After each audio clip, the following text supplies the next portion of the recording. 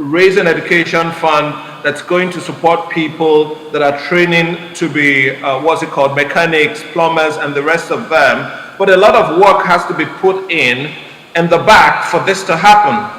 When I was in secondary school, we used to have mandatory introduction to technology in GSS 1 to GSS 3. I don't think it really exists today.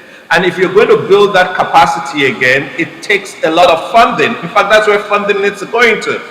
That's why I'd say for you to get a sustainable funding for education in Nigeria and in Africa, we need to go back upstream.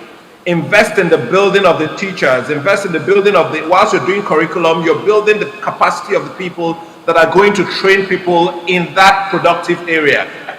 I'm always a proponent of not usually accepted, but I believe that when a community understands the kind of skills they want to drive growth within the community, they've now got to invest in making sure there's capacity to produce those skills.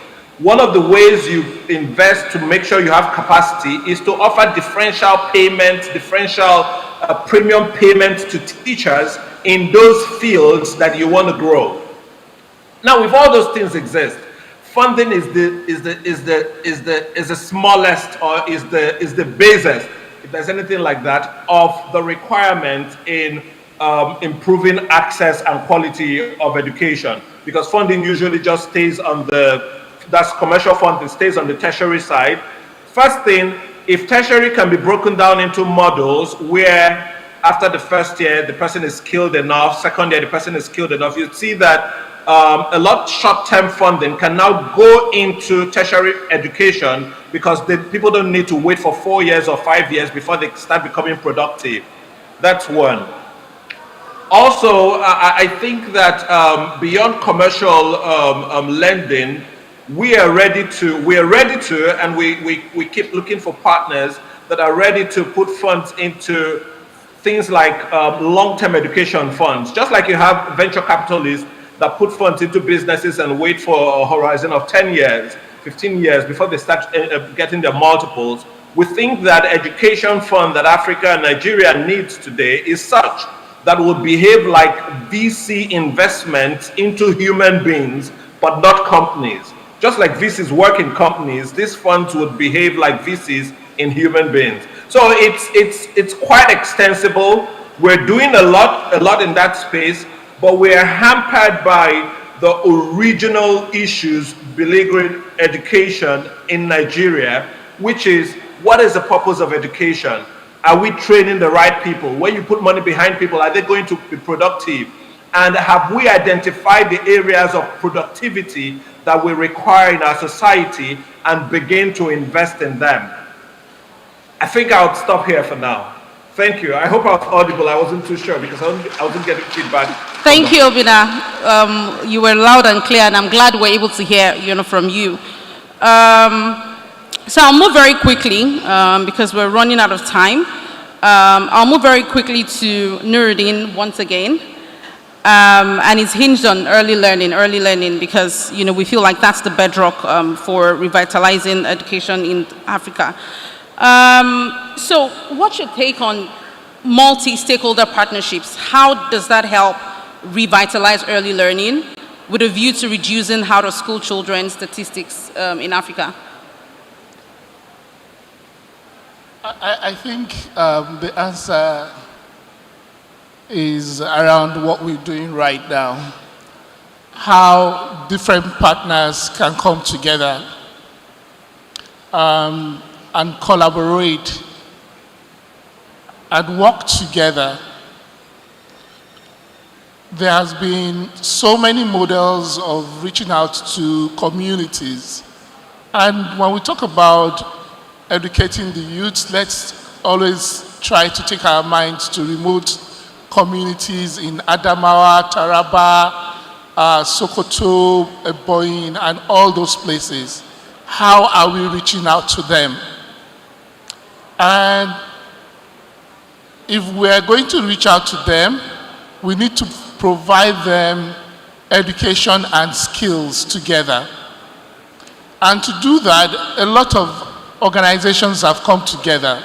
to work around this. USAID have funded several adolescent girls projects where they're educated and also given skills, and work with the CSOs in the communities to do this so that it is the community that decides the kind of skills they want, and education is provided, a non-formal education, and skills are provided.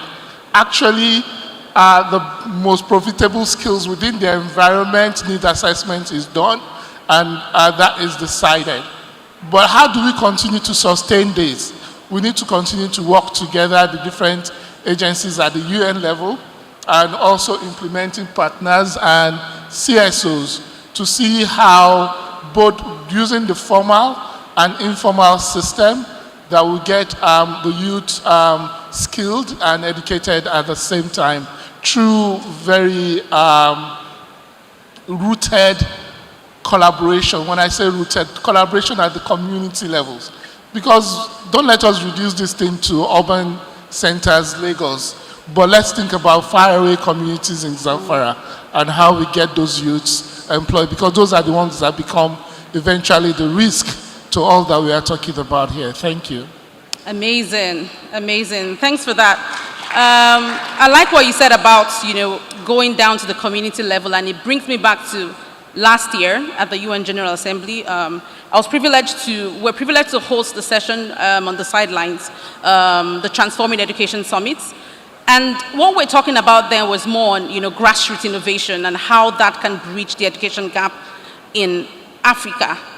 And, based on what we're also doing, working with teachers to see how we can work with them, not just by only funding, but see how we can also scale up their innovative ideas. And it's amazing to see how, teachers all across sub-Saharan Africa, how they come up with, different ideas around inclusion, around, so there's even a project, there's a guy working on a project that has to do with actually going to the prisons to teach. And you have those that have been segregated by the community, by the nation, juveniles in prison homes, and you now see them actually learning and actually even writing their West African education, exams, and seeing them even move to, secondary level and do great things. So it's amazing to see how, creative approaches towards education, working with those that are the helm of the affairs, how they can actually create solutions, and we can help, catalyze those ideas. Over to you, Temitayo. Would like to hear from you on programs or processes that should be put in place to accelerate the achievement of SDG 4 with a focus on early learning. I know that you're focused on the secondary level, but let's see, from your understanding, because it's a grassroots problem. It's the foundation of this problem. So how do you see this as a solution to attaining SDG 4? Yeah.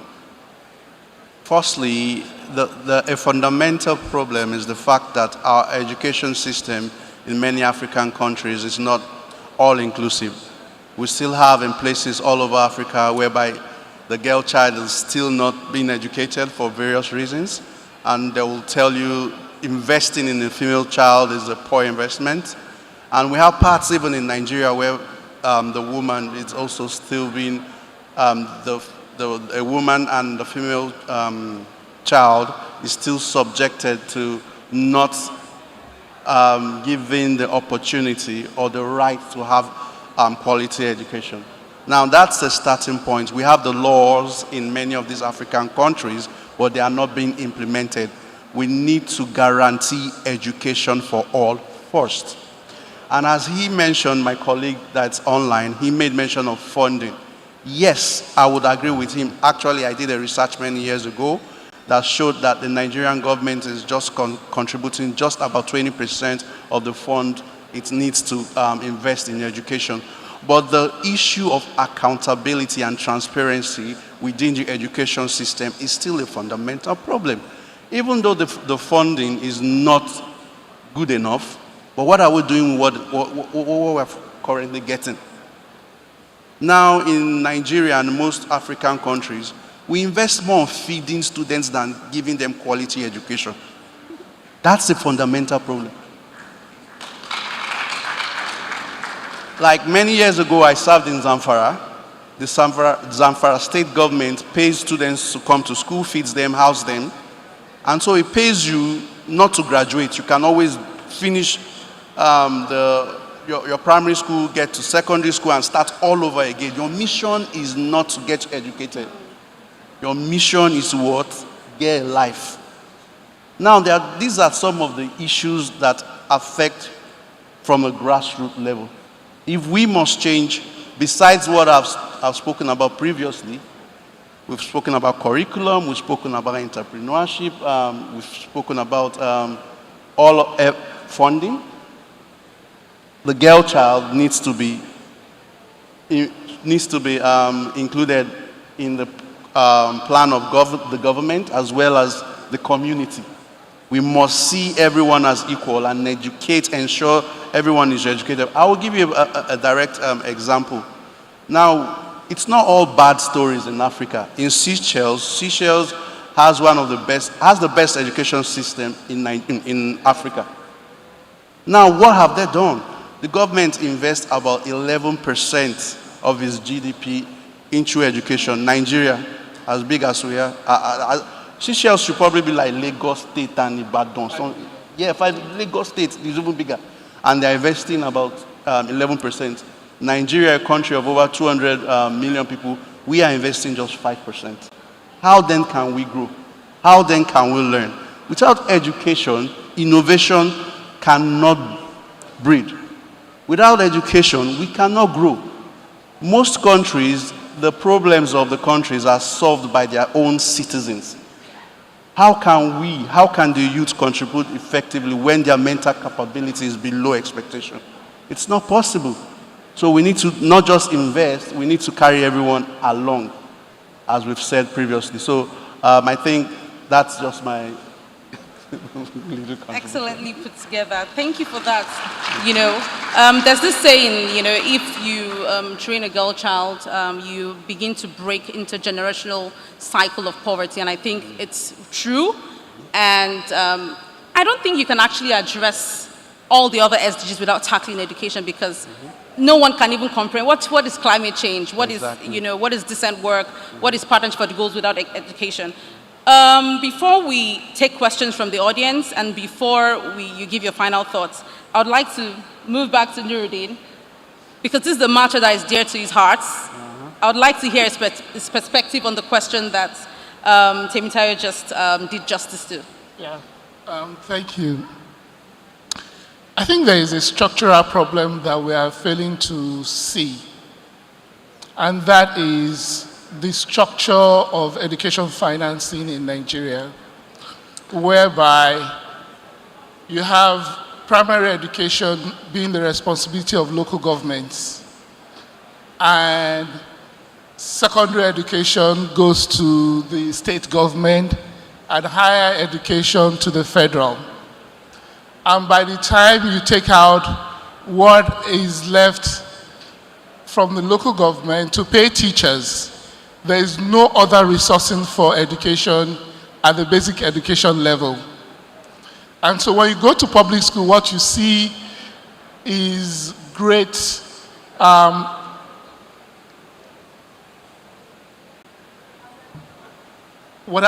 it is really a sad story that gives some people nightmares.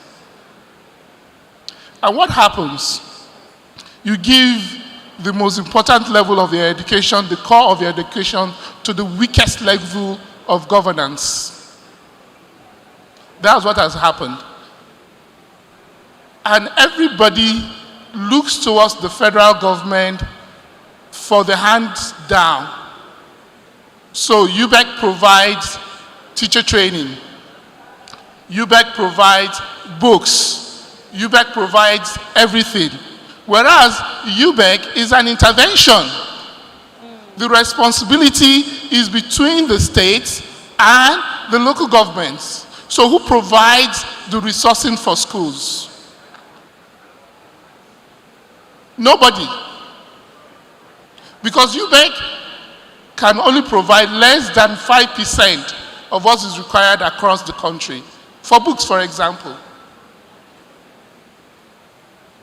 So we have a structural problem that we need to discuss here. And I think that if the private sector would want to come in, they need to be better strategized around what is important in education. Go to the National Policy on Education. It talks about functional literacy and numeracy. Very simple. Every other thing is by the way. Do we have books that children can use to learn how to read? Do we have teachers that have been trained to teach reading and numeracy? So if you are funding education and you are not funding that, then I wonder what you're going to get at the end of the day. Thank you. Thank you, Nuruddin. Food for thought.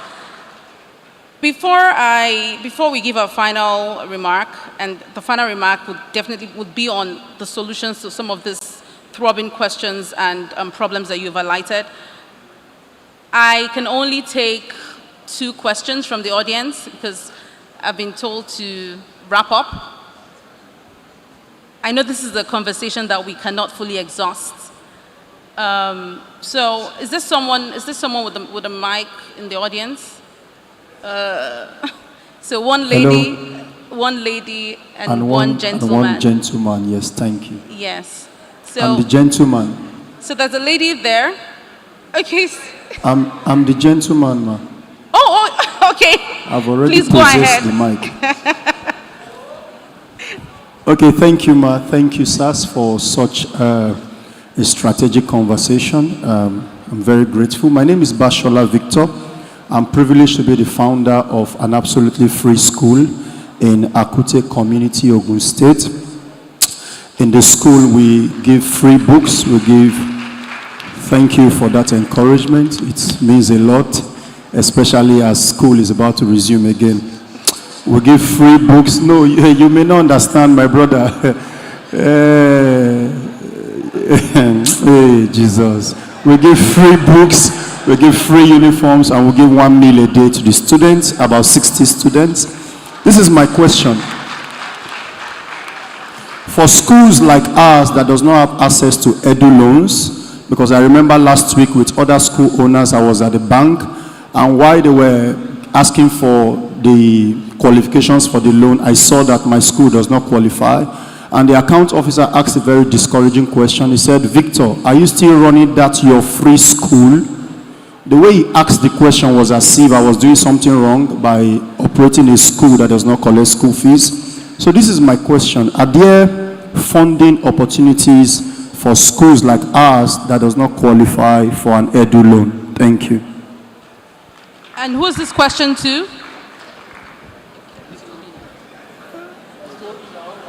The question is to the 3 of you. Amen. Okay, thank you. Thank you so much. Thank you for that question. Is Obina still here with us? Would you do us the honors of answering that question? I'm very well here. And I'll use the opportunity of answering this question to sort of frame our thoughts properly. I really am very passionate about what Mr. Nuruddin was talking about. In fact, I think that was the highlight of my conversation in this summit last year, where I said I made it was almost like an impossible plea that we should leave the university lecturers on strike, take the whole money that's allocated to the universities and put in primary and secondary schools. Nobody's going to die. Nothing's going to happen. The only thing that would happen is that the country will become better. We'll take all those monies, go down there, and we'll have better primary schools, better secondary schools, and better curriculum. People will finish SS3 and they're useful. Then we would allow the commercial people and whoever to sort tertiary education, this is an extreme position, but I think that's what's needed today. And back to the question, there is no way you would, apart from donors and what's it called, maybe churches, religious organizations, NGOs that want to donate to funding a free school, you cannot get a commercial facility to fund a free school. It doesn't exist anywhere, because at the base of financing is sustainability. You've got to ask yourself, how do you sustain a free school? In fact, what I need to learn from you is we need to come and see how you operate and take it to the government to say, government, look at an individual that doesn't even have money is running a free school, 60 students. You that have all the taxes and everything, you should be able to run a primary and a secondary school across our state and across our local governments for free. And if it means defunding the tertiary institutions, you've just got to do it. Because really, this summit, I think, again, the highlight of this summit should be that we are really screaming at the top of our voices to tell everyone that if we really need to get education right, then we need to get children right from when they're zero, the K-12, 0 to SS3 or 0 to JSS3, whatever it is, we need to put funds there. There is no way for private sector to run free schools. It doesn't work. If there's no way I can paint it, it is the government's responsibility. And the government should step up to that responsibility. It's a shame seeing that we don't have maths teachers, we don't have language teachers, we don't have STEM teachers in public schools, and they sit under the tree. It doesn't work. In fact, we should all cut our salaries by 50, everybody that's in middle class, so that we can have primary and secondary schools. So there's no way to get a sustainable funding for free schools. It's a government's responsibility, and the government should know that this is its primary responsibility. Thank you. Thank you, Obina. We can take just one more question from a lady, and her hand has been up for a while now. Just your question very quickly in 15 seconds, if you can.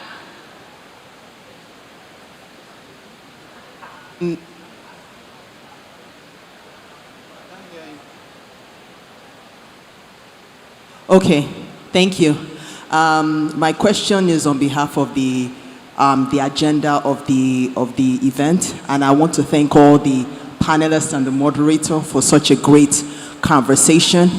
So what we want to get out of this conversation as well, is there a particular sustainability model that you can recommend for in terms of next steps with regards to this summit?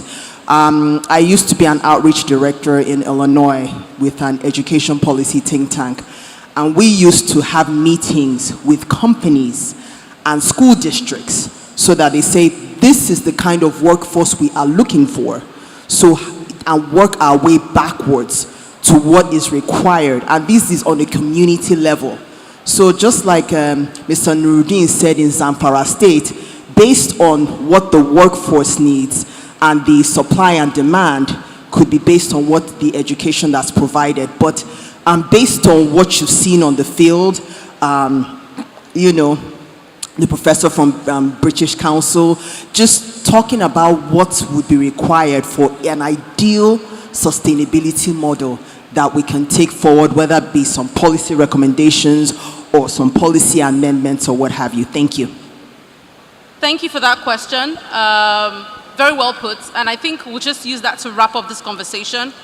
You were meant to give your closing remark, just 2 minutes each, on your two big rocks, like what do we need, how do we need to crush these issues, what are the core strategies? So also, you know, piggybacking on what she has said, what are those sustainable strategies that we can, you know, take on to address the educational issues that you all have highlighted here? So I'll start with you, Temitayo. We'll go this way, and then Obina will give his own response, and we'll wrap it up. Sure. Thank you. I will start by responding to the question. I'll just be brief about it. First thing first, the government needs to implement, governments all across Africa needs to implement the education for all. Everyone below 18, in fact, everyone till secondary school must be educated free of charge. That's the responsibility of the government. 2, the government needs to ensure that all adults in their countries are educated. Research has shown that 1 in 3 African adults cannot read. That's a fundamental problem. We need to address it. It's not just for the kids, it's not just for the youth. Everyone must be carried along. And thirdly, funding of the education system, like I said, in Seychelles, it's 11%. In a country like Nigeria, it's 5%. Seychelles has the best education system in Africa, and UNESCO has said it has met its SDG goals regarding education. Also, in the world, is among one of the 50 countries. Conclusively, what I will say is this. Knowledge helped us conquer the issues we had in the past. Wisdom is what we are using today to overcome all the challenges we have. And intelligence is what we will use to overcome the problems that we will face in future. In all these three facets, education plays a key role, and we must take it seriously. Thank you. Wow, wow. That's really profound. Over to you, Temitayo. Nuruddin. Oh, sorry, I just keep mixing your names. Nuruddin. Do we look alike?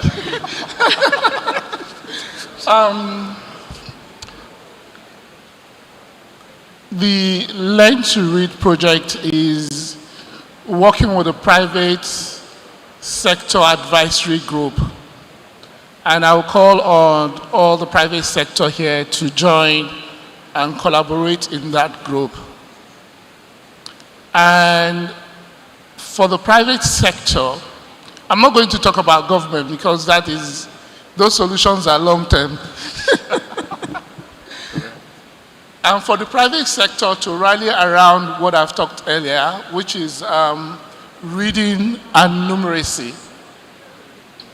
And when you rally around reading and numeracy, let's coordinate and let us collaborate in such a way that we can move the dial in the right direction in terms of reading outcomes in this country.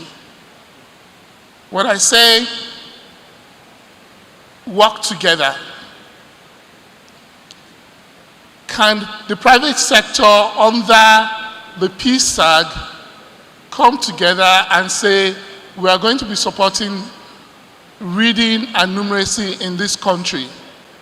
And our funding, I need to say this, more than 90% of them fund education, but they do different things. So can we pull our funding around what is important?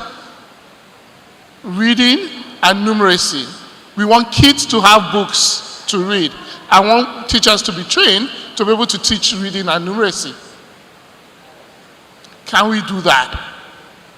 And then tell government, can you give us tax break? We've started doing this and it is succeeding.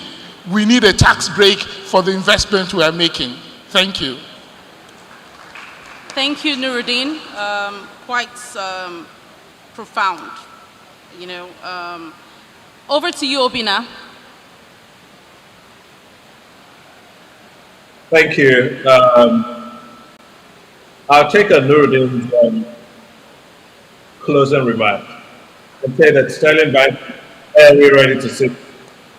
Oh, it's echoing. Sterling Bank is ready to sit and to see how we can increasingly commit a portion of the revenue we make from education financing into this very good project. Please, can we mute the call with feedback? That's one. Secondly, we're increasingly working with universities and employers in the private sector space to begin to craft the curriculum in a way that fits what the private sector wants to employ across banks, telecommunications, oil and gas, and the rest of them. We actually have an active team working to bridge this skill gap between what the schools produce and what we eventually hire. And the more we do this and the more the curriculums change or are adapted, we can increasingly put funds behind that. So it includes breaking these degrees down into models that can be funded on their own to give people a livelihood, a life that they can actually live and become a lot more productive. One challenge I'm going to be giving to government in this particular space, minus the fact that I've said, hey, we need to go fund the primary and the secondary school space. For all your projects, all the things you've identified as a painstaking issue in your state, can you call 3 universities, 4 universities and say, hey, I want you to solve this problem and go into a contract with them? I think if we increasingly connect our tertiary education system, our academia to solutions that we want in our communities, they will increasingly work like people that have a purpose and not just scattered everywhere without measure or without real contribution to society. Thank you. Very well said. And this brings us to the end of the session. Thanks to all our panelists, and thanks to the audience for being an amazing audience. We've, tried as much within this short time to see how we could dissect these issues and come up with, workable solutions to address the education gap, and increase the level of youth employability in Africa. And our take home from this, which I'll just summarize from the closing remarks. Free education is the job of the government, and all adults definitely need to be educated. There's the issue of ensuring that private sector all come together in coalition to address the key issues rather than scattered interventions. Also, the bottom-up approach to ensure that we're addressing these issues not just top level, but working with those at the grassroots as well to see how we could galvanize these efforts towards building and breaking kind of like closing up the gap, the education gap. I think I've been able to just summarize that. Thank you, everyone. It's been a pleasure moderating this event, this session, and we can continue the conversations. You can meet with any one of our panelists or myself in the congregation and talk further on this. Thank you. Pictures.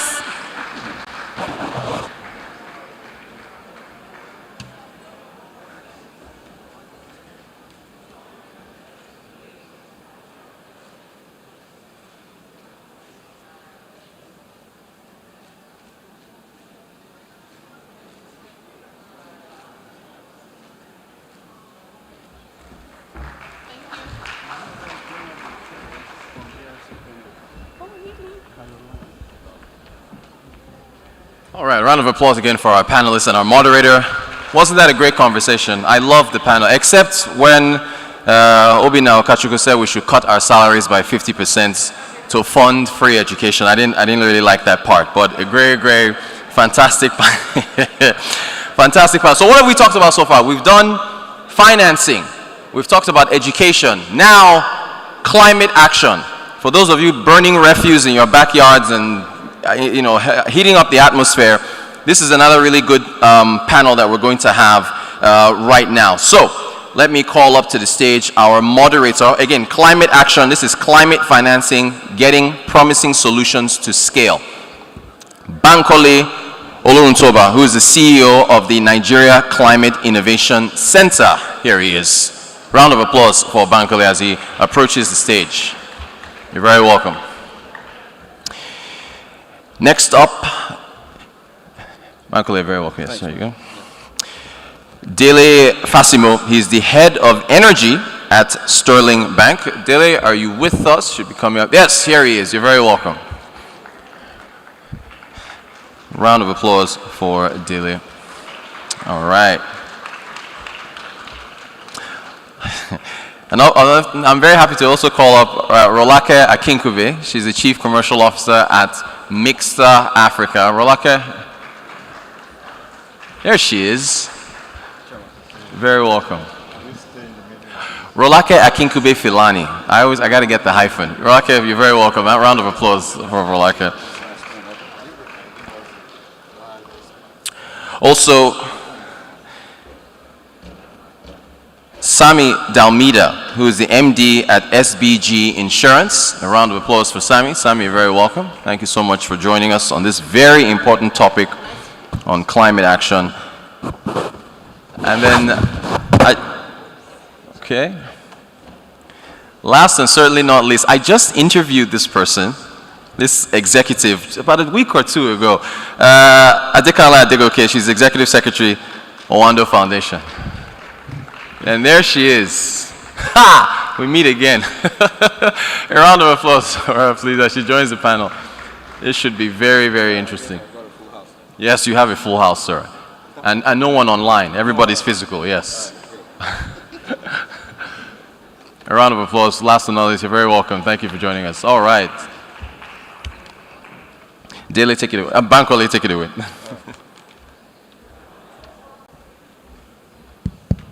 Good afternoon, ladies and gentlemen. My name is Bankole Olorintoba, and I lead the team at the Nigeria Climate Innovation Center.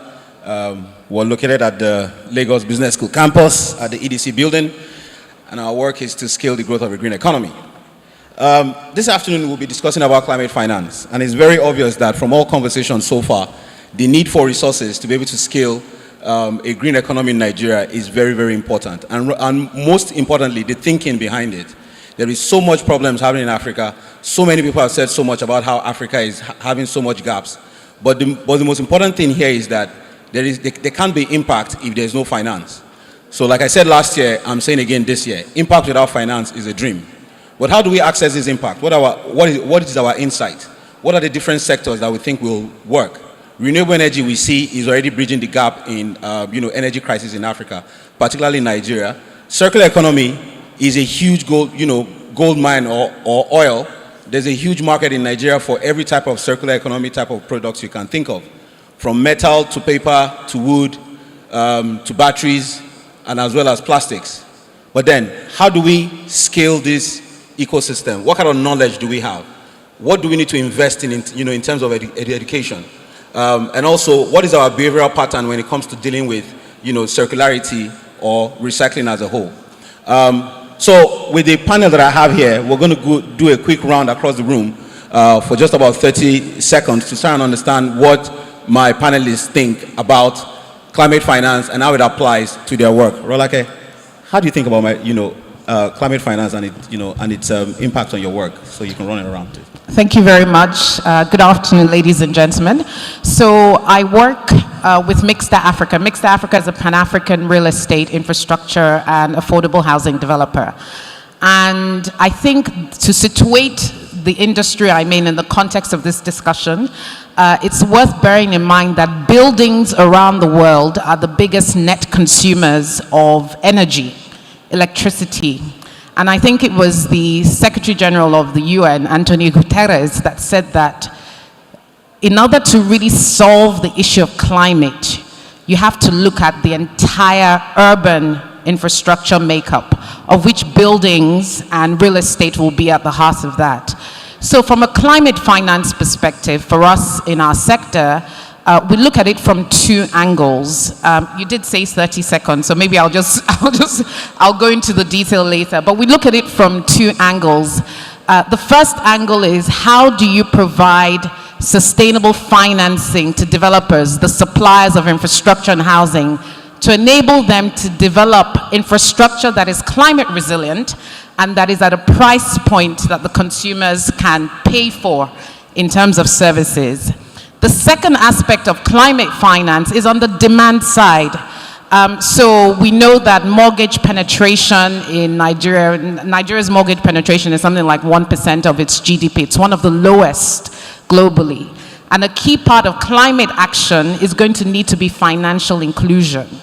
So how do you provide homes to consumers that are climate resilient, environmentally friendly, use sustainable forms of energy like renewable energy, but beyond that, you have sustainable waste management services, and then you use energy efficient forms of lighting, heating, and fuel for your homes. And the final point I will make is that if you look at our cities, one of the things that we haven't done very well historically is find ways of fostering social inclusion in the way we build and live in our cities. So the final point I will make is the only way we can look at sustainable housing provision is if we actually look at the broader infrastructure network. So affordability really has to be about how easy and affordable is it for me to find transportation from the place I live and work, because you can't just look at housing in isolation. So those are the sorts of things that I think make for a collaborative discussion between the climate agenda and the housing and infrastructure agenda, and I can go into further details later. Thank you so much, Rolake. That was a wonderful entry, and I really think that a round of applause for her, please. Taking a few notes from you, urban resilience is very important. Rethinking the way we design our cities, and also how we have access, to developmental finance. Absolutely. And possibly, the process to how that can also be achieved. And I think I will take that to you, Dele, around what Sterling Bank has been doing over the years. So far, we know that Sterling Bank has, been at the forefront around, renewable energy drive in different, sectors. Can you tell us a little bit more how the challenges in climate finance also rub within your work? Thank you very much. I think just to generally set the context for the conversation we're having, a key takeaway for us today will be that we sort of extend our conversations beyond what may be seen as talk show to arriving at very critical action points. And I think that's the focus of our panel, which is climate action. And there's a reason for that. Secondly, it's important to draw consistently the linkages between the climate change that we're discussing and the problems that we face in Nigeria particularly, and of course all over Africa, when it comes to poverty, energy poverty particularly, and as a means of drawing people out of poverty. So for us, energy is not just an end in itself, it's a means to an end. So when talking about energy or infrastructure generally, this is something that is important to achieve, to draw people out of poverty, to increase people's income level. And the linkages between that, diseases, poverty, employment, energy access, and of course revenue for government, all of these are very important to draw that linkage for us to understand. And specifically to your question, of course, Sterling has been in the forefront, at least within the financial sector, of leading the conversation and intervention around renewable energy, and of course the entire gamut of our house sector strategy. For those who may be aware of that, we're not only focused on renewables and renewable energy, we're focused on healthcare, and I'm happy that the conversations, I think in the first panel, delved a bit about that. We're focused on education, which of course was the focus of the last panel. Agriculture as well, renewable energy, and transport. And when you bring those sectors together, in terms of climate financing, you will see immediately all the sectors that are important to intervene in when we're talking about whether it's mitigation or adaptation. So in the area of energy, of course, we need to increase the energy mix in terms of renewables contribution. In the area of transport, we're leading deployment of charging stations for electric vehicles. And in the area of waste to wealth, we've created the Energy Bank, and we're leading conversations about the circularity and of course enabling people to not see waste as waste, but actually it means to income generation and employment.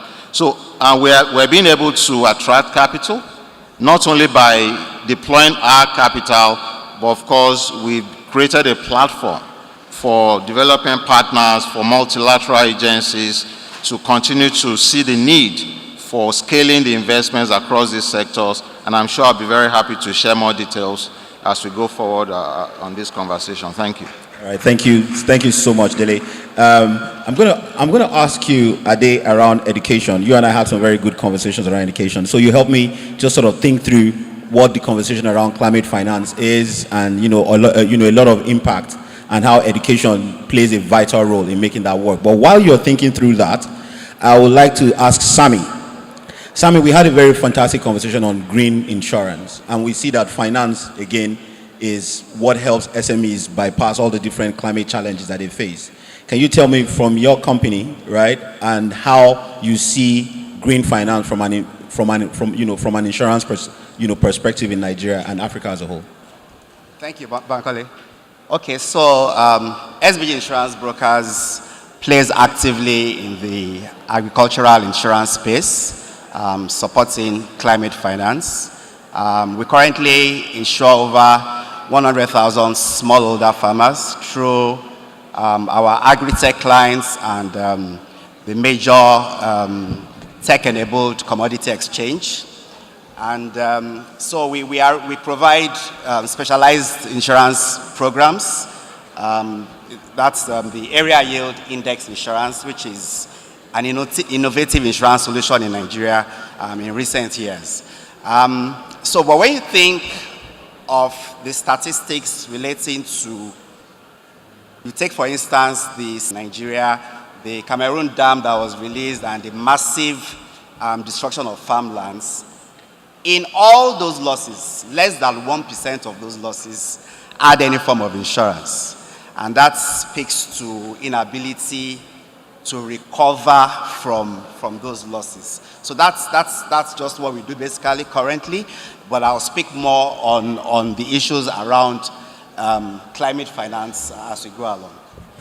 Thank you so much. So Ade, can you help us sort of have an understanding the work that Owando has been doing around, Owando Foundation has been doing around, education on climate crisis or climate education, and how it relates to the different kind of impacts that you've been up to? Thank you very much, Bankole. Good afternoon, everyone. I hope this is, I know this is shortly before lunch, and I hope everybody's still wide awake. Well, Owando Foundation has been implementing in the education space for a decade and a half now. The panel before me and several conversations or several speeches before me have alluded to certain things.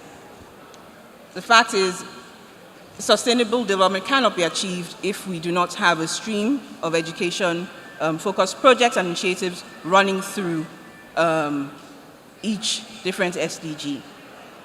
For Owando Foundation, the reason for our existence is even the fact that Owando PLC decided to give back to society and answer the call for from government.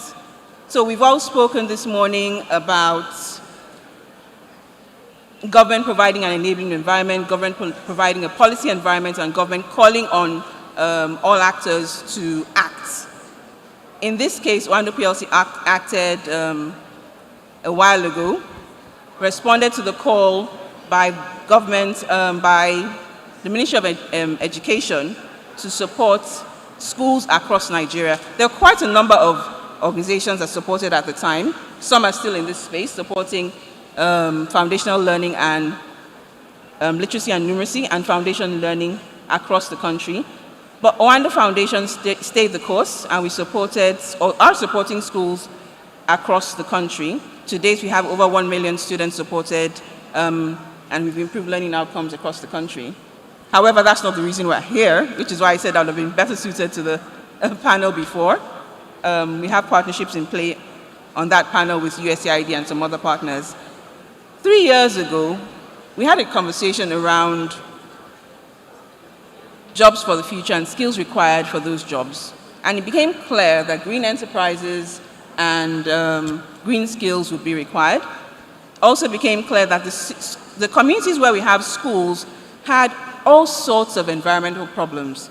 We had flooding, we had huge waste mounds in Lagos and Kaduna, and we decided to intervene with an international partner, Sumitomo Chemical, that doesn't have a presence in Nigeria, but however decided to, well, has a goal to ensure that plastic waste is eliminated across the world, where they have assets and partnerships.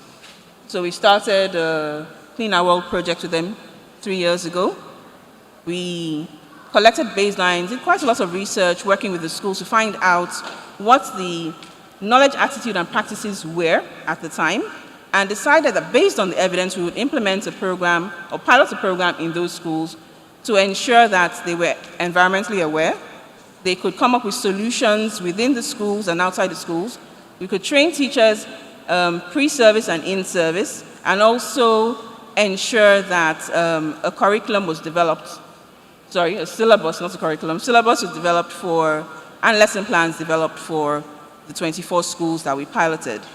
Just last month, we were able to launch with Lagos State Government the syllabus, and we are going to replicate in over 1,000 schools next year in partnership with other actors. So that's just one means we have of financing the space. Thank you so much.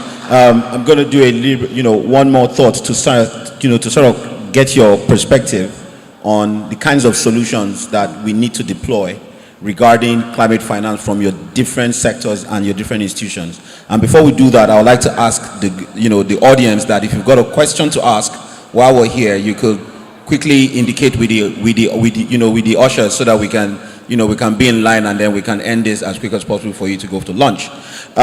So let me start with you, Dele. Again, we've seen that there's so much conversations. We've seen the different kinds of possibilities that climate finance can offer. If you think we can solve climate finance challenges now in Nigeria from your sector and the wonderful things that Sterling Bank has done, what sort of strategy would you be, will you really, focus and leverage on? All right, thank you for that. Like I said earlier, if you start a conversation with focus on specific sectors where intervention is required. So take energy as an example.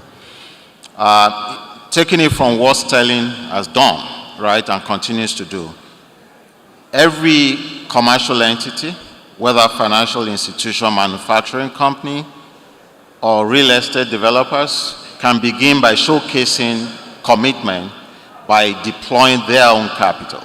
Because again, we're focusing on innovative solutions that can attract scaling or attract financing. So for example, if you've got Sterling Bank we've powered our head office, which is a 17-story building with solar, and that's just an installed capacity of just about 1 megawatt. Imagine if we have 100 of that in Lagos alone. So just take 100 high-rise buildings across Marina, Broad Street, and every other place, and then put that into other real estate commercial developments.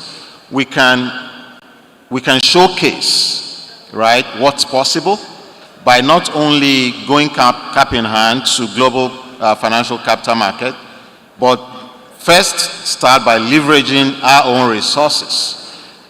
Because from my experience, that has attracted significant interest from development partners. Now, if we do that, that's in the area of energy alone. Then if you go to transport, we're talking about greenhouse gas emission. And I think, Rolake mentioned that specifically, that static energy, which is, what we generate from generators, diesel and petrol-fired generators, from homes to small businesses to factories, contributes significant amount of greenhouse gas emission. If we take that off, right, by increasing and ensuring that businesses not only set up manufacturing concerns, for example, but we make it a point of policy compliance that you must increase the contribution of renewable energy to your energy mix, even for commercial and industrial businesses. I think we'll go a long way in not only showcasing, but being able to attract financing within that area.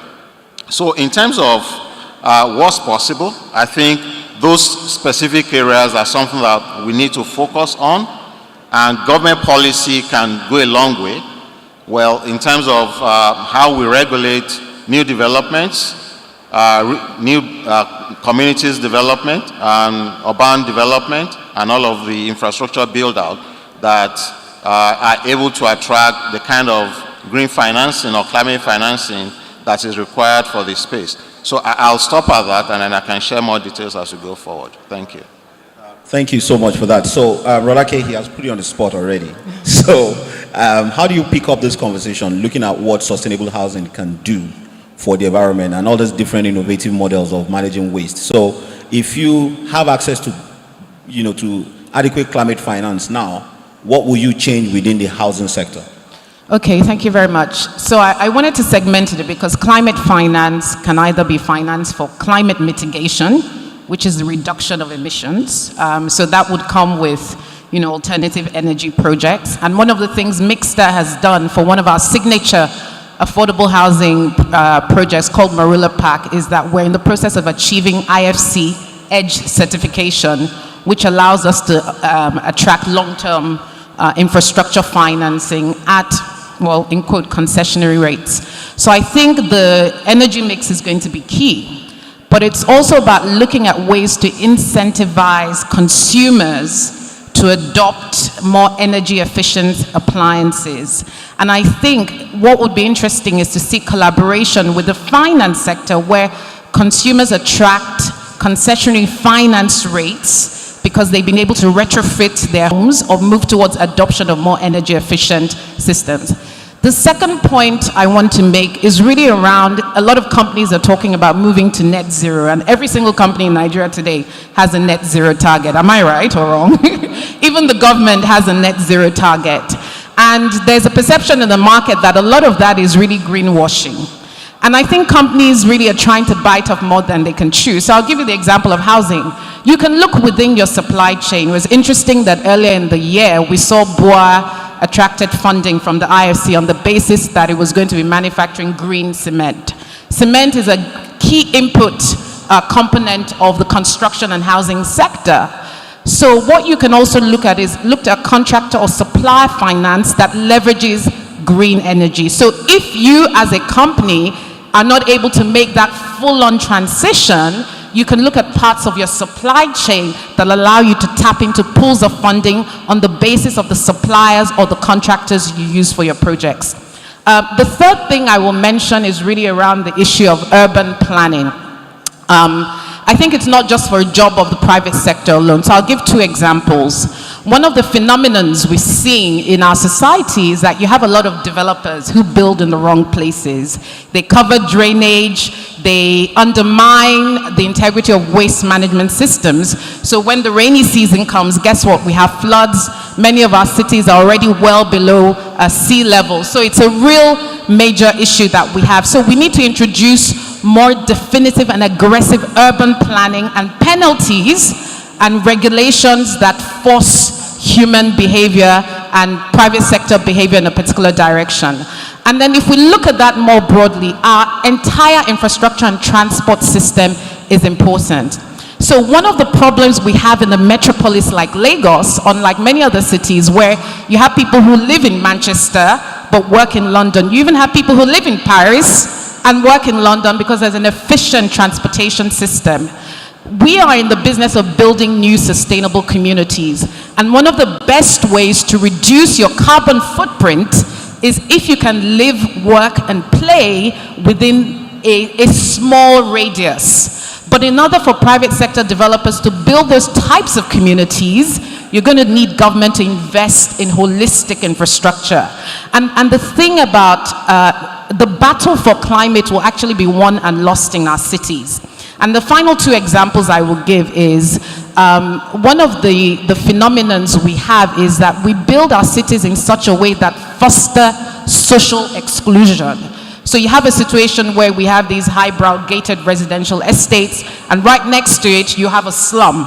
And then if you look at that slum, it is like a microcosm of everything that is the adverse impact of climate. So in terms of waste, poor energy efficiency, and then that has other spillover effects such as pollution, poor health. And right next to that, you have your gated residential estates that are fully powered by diesel generators. And so you have these two, that disparity, and both are contributing to climate change.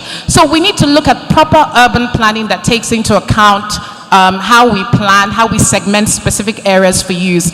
And the final example I want to give really is around this, the idea that the way we build our cities, the way we engineer our cities can actually impact human behavior. I always like to give the example of, when I started driving in Lagos years ago, before I then decided I'd had enough and I needed a driver. You drive in the morning and you're driving on the expressway and you have these footbridges, but yet you have these pedestrians who are risking life and limb to cross the road, to run to the other side. And you're thinking to yourself, but there's a footbridge overhead. Why would anybody be crossing the road from end? And it then occurred to me, actually, these pedestrians are very rational. And the reason they're rational is because there's limited public transportation. So from their calculations, it's much faster for me to dart across the road than to go up a bridge, walk across and cross down. Whereas, if we had efficient public transportation or train system, then that sense that we're all competing for limited urban infrastructure would be gone. And so the point I'm trying to make is that the way we build and live and the way we configure our urban environment is in itself contributing to some of these inefficiencies and some of these other bigger global adverse effects, such as climate change. So I think those are some of the things we can really do to try and push ourselves closer to the mark that we're trying to achieve. And I think from our perspective, if we want to scale housing, we need to scale housing in an affordable way. We need to build the type of housing using materials that is environmentally efficient, that is energy efficient, and that promotes financial inclusion, because I think financial inclusion is going to be a key part of the solution to climate change. Thank you. A round of applause for that, Rolake. Thank you so much. Dele, I would like you to help me look at the whole insurance field around these whole conversations that sorry, Sammy. Sammy, I would like you to help me look at that whole insurance field, right? Within, housing, energy, new sectors, SMEs. But while you're thinking through that, let me ask Ade to help us think of the role of behavioral change in trying to achieve all these different conversations. And what are those key metrics that we need to factor into educating each and every one of us, from a small, from a younger, perspective to a boardroom perspective? Yes, please. Okay. Thank you once again. Well, I'll talk about our experience intervening in this space once again. And what we found is in schools where we've implemented the Clean Our World project, the teachers themselves are struggling. So the current curriculum they have is, like the last panel said, not a living curriculum. It's not worthy of the 5th industrial revolution. And the knowledge, attitude, values, and practices have changed over time. Yes. So you have children who don't know that it's not the right thing to toss a banana peel on the floor or toss bottles out of the window of a car or bus. The curriculum that we have ideally should be infused with environmental education awareness. It should be infused with practices as well, and should also be infused with technology-driven solutions. And I'll tell you how this has been solved over time. So at the moment, the UNEP has an environment education action plan for Africa. Unfortunately, the plan is going to end in 2025. Has this been implemented in any one country in Africa at the moment? Just bits of it. We also have the Global Environment Education Partnership, who have suggested various things like in-service and pre-service training for teachers so they can understand how to implement an environment action plan in school. At the moment, in the schools that we've supported over the past 3 years, what we have is children who understand what their roles and responsibilities are. They have projects related to upcycling, recycling of waste plastic, collation or collection of waste plastic, and you have organizations, green enterprises coming into those schools to pick up the waste plastic and give them incentives. So for instance, they would buy, with the credits they received, either buy whiteboards or provide them with material for school and all sorts of other teaching and learning aids for the schools. there's also a competition across Lagos states where they develop various products. It could either be briquettes, for instance, or briquettes for burning made from waste paper, or it could be waste bins, and what we found very popular is ottomans from recycled plastic. So there are all sorts of actions the children are taking and the schools are taking to ensure that they implement the environmental education syllabus that they have. One of the things Lagos State has also done is moved the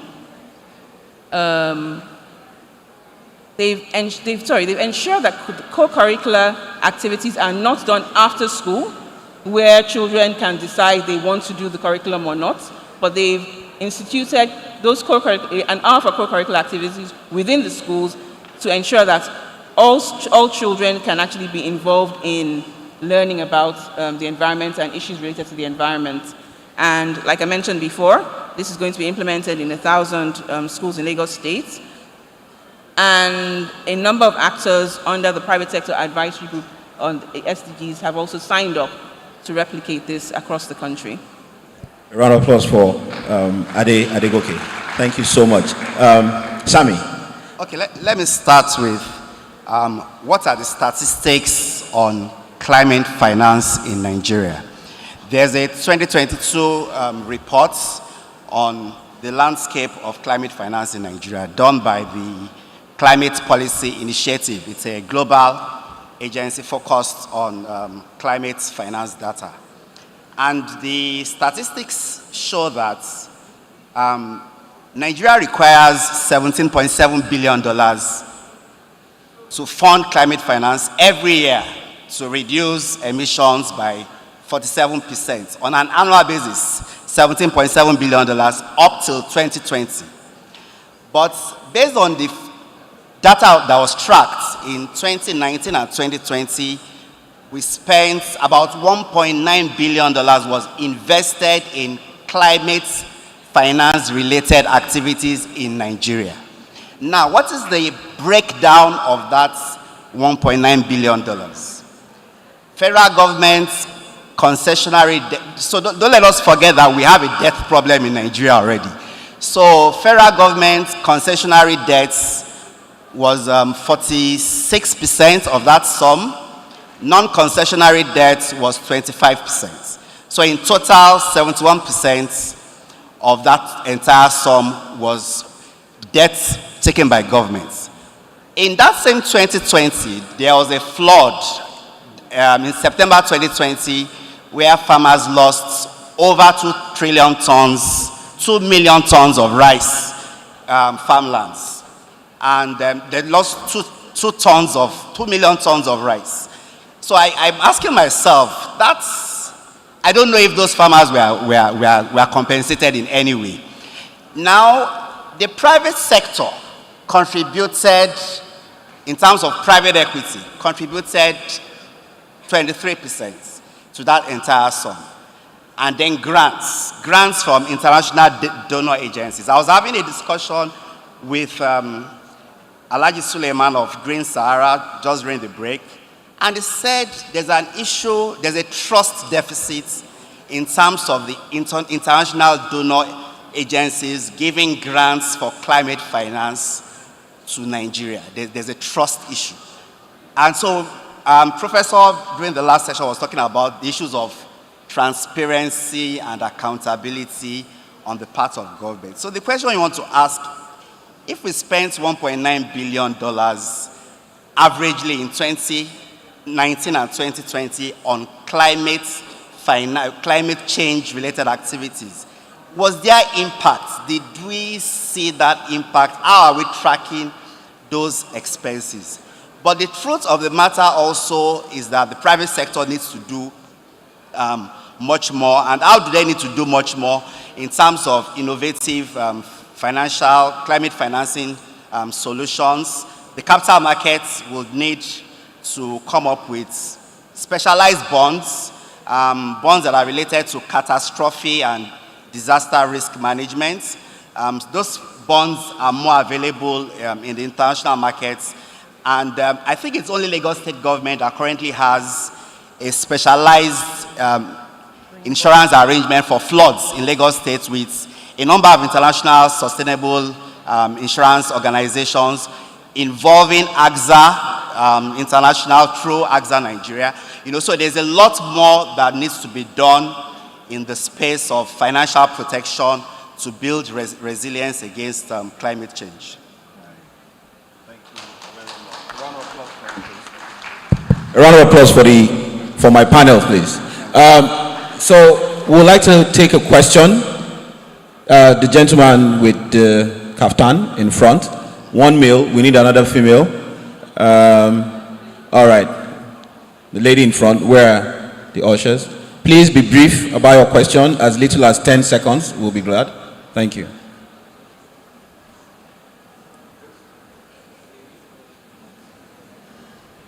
Good morning. My name is Suleiman Dikwa, Green Sahara, founder Green Sahara Farms. And I just want to make a comment and give a perspective in terms of financing. Like he mentioned earlier, I've been in this business, climate adaptation business modeling, for the last 20 years. We're the #1 in Africa, 5 years ahead of Europe. So what is the product? What is the product we're financing first? I understand CT design, it's at the core of sustainability. We should do it the proper way.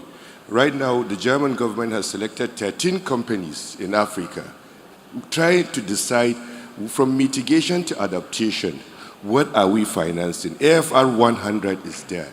So if you tie from the beginning, when we had the keynote speaker, the education, and this part, you find out that there's a disconnect. The first, I think we need to educate the managers of resources in this country that we've moved from the Holocene era, which was 1950, to the Anthropocene era, which brings the management of natural capital at the core of sustainable development. So if we don't educate the managers, the executives, the policies, before we even create the curriculum, now we're talking about ecological economy. Who are those that have expertise in trying to account for natural capital in our system? So when you now have a product, that's why the Western world has come into Africa, because it is the forefront, it is the ground zero of climate action and climate financing, and started by taking different cohorts, the EU, the German government. They've taken what are the impacts, what are the vulnerabilities, what are the opportunities, then what are the talk about financing. Thank you. A round of applause for the founder of Green Sahara. I think the comment is even a lot better than the question. So, Rolake, do you want to respond? Yes, I actually wanted to buttress what he's saying around education and understanding of the actual projects or targets of climate finance and what that looks like. I found that there isn't enough understanding of that, especially there's quite a lot of focus on mitigation, but what we really need financing for is adaptation, coping with the adverse effects of climate. But I wanted to make another point, is that something that has come to the fore recently, if we take one aspect of this whole, because climate finance is a big spectrum, renewable energy is just one aspect of it. Some findings have found that a lot of funding that is going into, for instance, electric vehicles or battery storage or battery manufacturing may actually have unintended consequences. And what do I mean? Because finance is not just about climate, but it's actually about sustainability. And sustainability has so many other aspects. For instance, can the person who is taking the finance afford to sustain the repayments? But the other thing they discovered was that a lot of the minerals that you need to build these batteries, such as lithium, the others, copper, cobalt, right, which is part of the global energy transition narrative. A lot of these minerals mean that we're going deeper and deeper into the mines of the DRC, into the mines in Central Africa to extract minerals to build and manufacture a part of the energy value chain that is meant to contribute to the energy transition.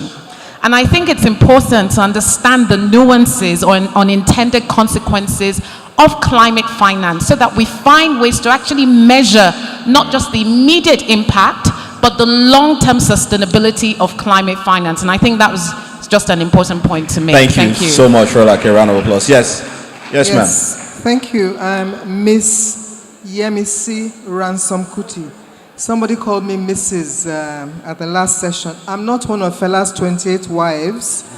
I'm Miss Ransom Kuti, the head of the family.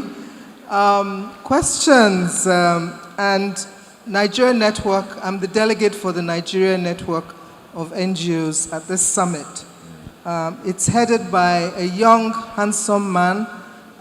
They have a booth in the stalls. You can all register if you wish.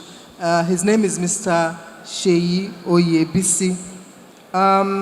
Questions are, we have a lot of gas, and gas is supposed to be a much cleaner energy, or am I incorrect? And the IPPs we have a huge challenge in supply because of gas pipeline disruptions and drops in the powering of it. So can somebody speak to how that can be an alternative if it is a cleaner source for us? As we're told, we have a lot more gas than we have other elements. Second question is solar power. The gentleman that talked about solar power supply to their headquarters. I'm wondering if not as part of their CSR, ensure that within the communities that they operate, that they also provide solar power or such alternative energies to the communities, so that, I mean, it should be a paying venture, but as part of their CSR, so that we light up Nigeria with the operations of the companies that are successful amongst us. The education that we're talking about, I'm always worried the fact that we're not having a conversation about the population explosion, because we're looking for financing for education and all of these issues, and we're not having a conversation about the explosion of population from other areas that flow into other states that have other challenges. So I'm just throwing this out there. And finally, one of the action points I would love from this summit is some agreement about individual responsibilities. With the organization we run, we have this advocacy, and it's in partnership with donors like the Netherlands, GIZ, the Lagos Chamber of Commerce and Industry, the state government, and the local government, to pursue what we call the 2-kilometer rule, where companies and individuals purchase goods and services within 2 kilometers of their operations. By investing in the local community, that way we are all able to lift the economic indices of Nigeria. And looking around, I don't see many people dressed in Made in Nigeria, apart from my friend and I here. So I think we can all have an individual commitment to invest in Nigeria with what we wear, what we eat, where we sleep, and who we, what with. All right, thank you so much, man. Dele, do you want to help us with, the solar? Sami, can you help us in any of the other conversation? I believe that Ade will tell us more about the education side. You want to help us with the infrastructure, gas and coal? All right, great. So let's do this in 1 minute each. Okay, thank you. Well, just a thought on gas, and I'm sure Raquel will speak to it as well. So if we situate the question and the problem within the context of the recently signed Petroleum Industry Act, there's a lot of expectation from that.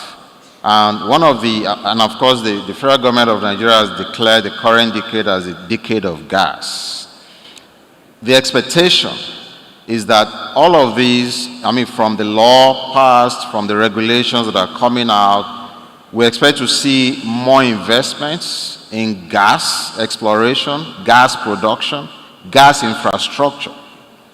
And of course, if that expectation comes to light and becomes true, then what you suggested or proposed will naturally be one of the expected outcomes, which is making gas more available and affordable. Of course, there are lots of conversations around the commercials, the tariff. I know there are conversations going on with regard to subsidy.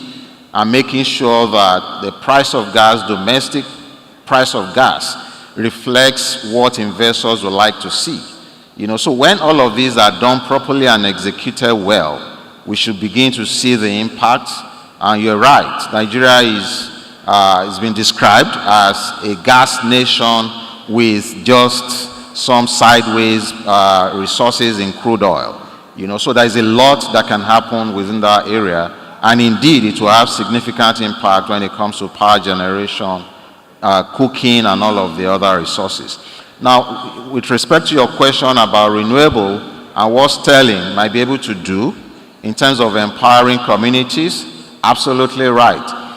We're walking to the talk. We're not just campaigning for the adoption of this source of energy. We're putting our capital in it. We're ensuring that our own operations are powered by this same source.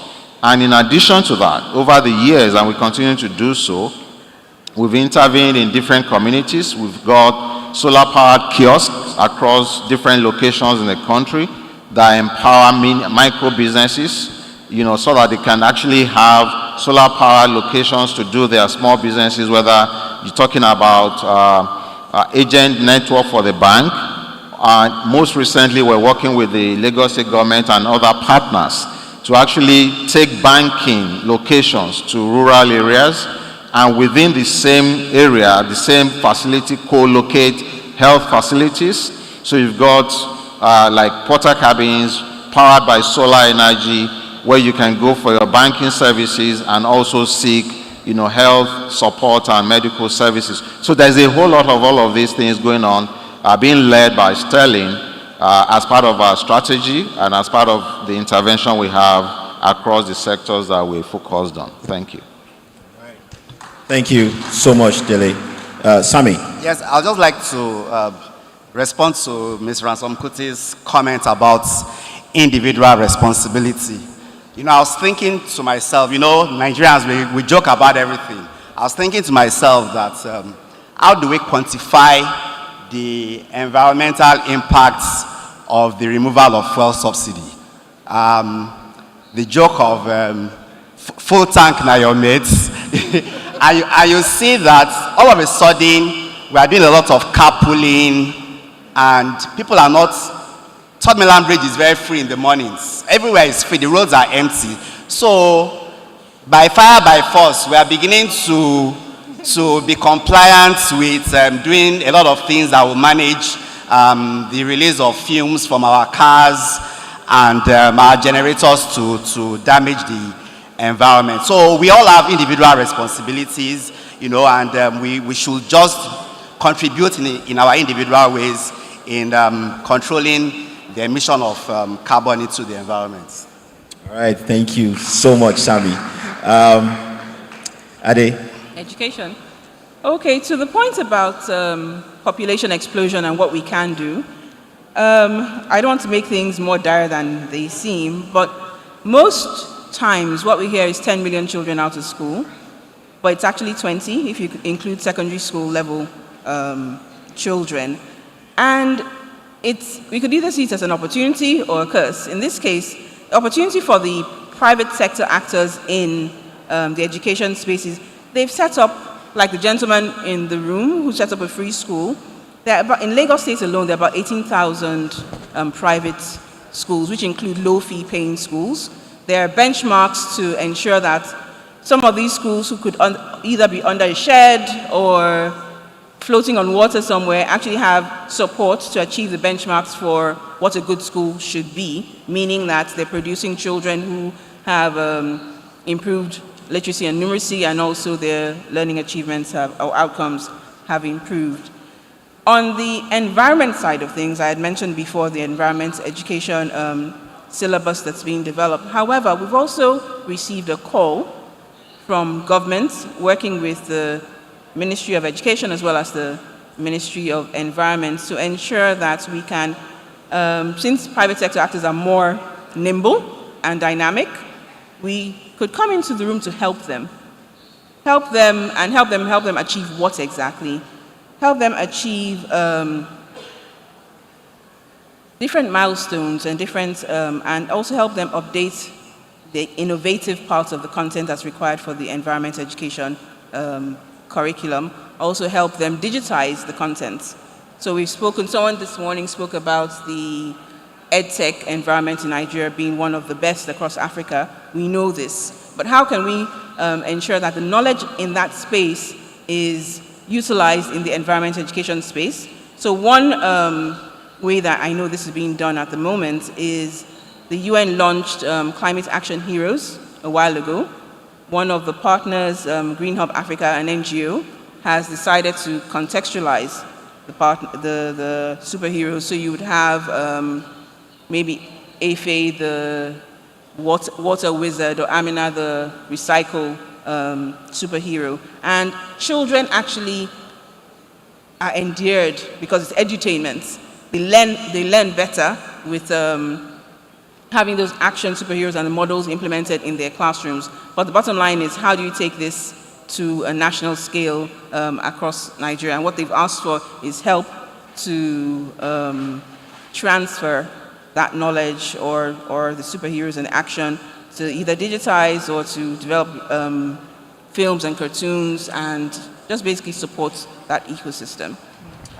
And round of applause for her. Yes, lastly, sorry, one thing I also say, Mr. Ransom Kuti, is all the NGOs that we've worked with over the past decade and a half have actually come from your network, and we're happy about that. A round of applause for her. Thank you so much. Yes, over to you. Yes, thank you. I wanted to address maybe two issues. One from Ms. Yemisi, right? Ransom Kuti. I hope I got your title right. On the issue of forcing companies to purchase from within a 2-kilometer radius. I think one of the things we've learned in the Nigerian environment is there are only two ways you can force companies to do things. You can either introduce regulation, or better still, you can incentivize them to do so. And I think I'm an advocate of incentives over and above regulation. And so how do you force companies to either supply to people who may not even have the purchasing power to buy your goods and services? Maybe you subsidize, but we know how controversial subsidizing consumption is. But I think you need to look at incentives that make people want to do business. It's the same problem that we have in our broader business environment. You need to create the fiscal incentives, I would say, around taxes, around rebates, and things like that to make people use truly local content, right? Because that's what you're referring to. And then on the issue of buying made in Nigeria, I was going to ask you whether you're referring to the local content of the textile itself or the manufacturing process. Because, for instance, what I'm wearing is made in Nigeria. It's made by a Nigerian tailor. So there's Nigerian laborers that have gone into putting this together. So we need to look at it broadly. And then the final point I wanted to make was on the issue of gas. Gas and renewables are a very powerful combination, and there's no reason why we can't have both. People often cite the fact that you still need gas for base load energy.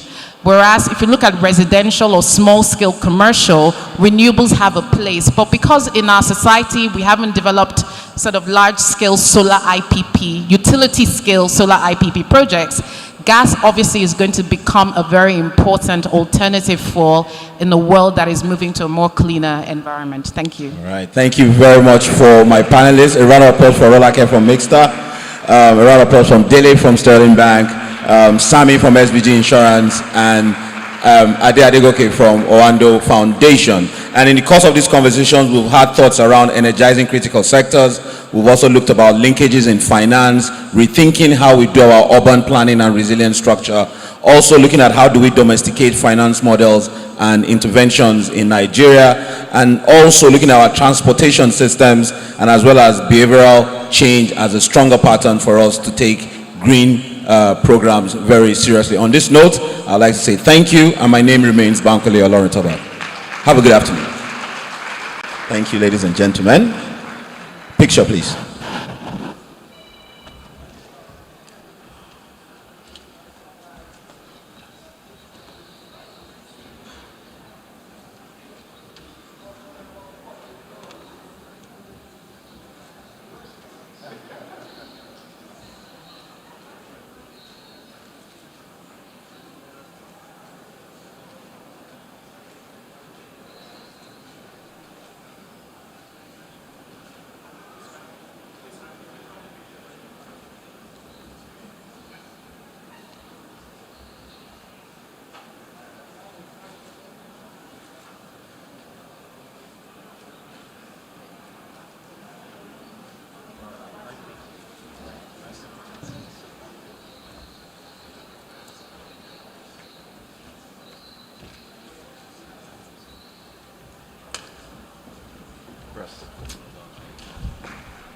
All right, a round of applause one more time for our moderator and our panelists. That was an excellent conversation on climate financing. All right, so we're going to split into three. There's going to be some sessions, one here, one in the Orchard Room, which is right outside to your left, I believe, and then in the Iris Room. Let me describe what they are, and you don't want to miss these. You have to, it's really tough. You have to make a decision as to where to go.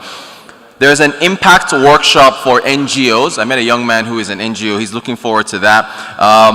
Microsoft, Coca-Cola are part of that session. That is going to be at the Orchard Room. So the ushers are there that will direct you outside to your left or right.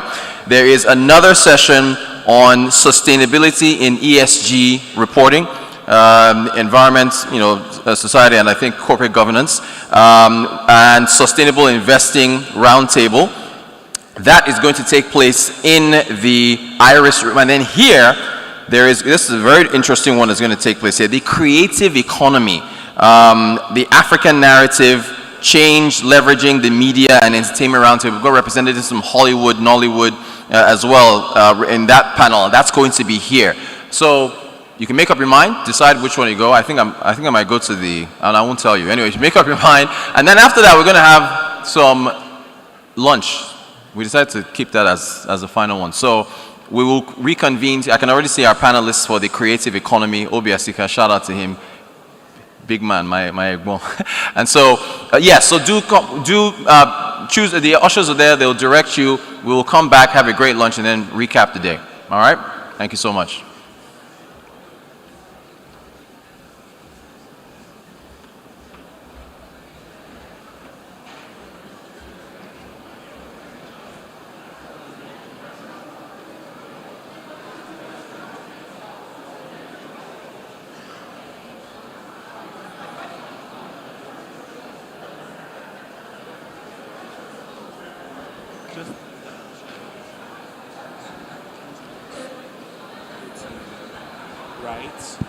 Private sector.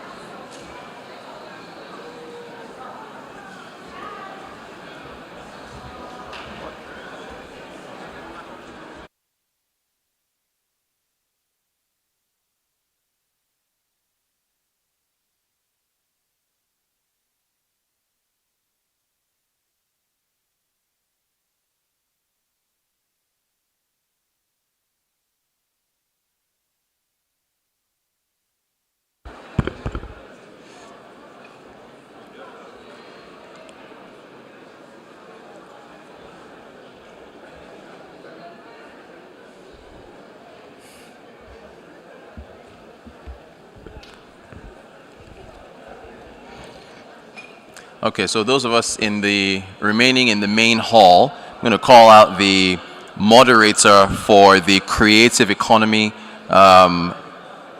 panel, where we're going to be discussing the creative economy, African narrative, change, leveraging the media and entertainment roundtable. Our moderator is Izzy Akoya, who is the founder, Voice Inc., co-founder of Supply Chain Africa. Ian, you're very welcome. Come right up. Should be very, very interesting. See, now you guys are making this hard because I'm not sure where I'm going to go. Maybe I'll stay here for a few minutes and then run to the other. Don't forget, ladies and gentlemen, the ushers are there to guide you.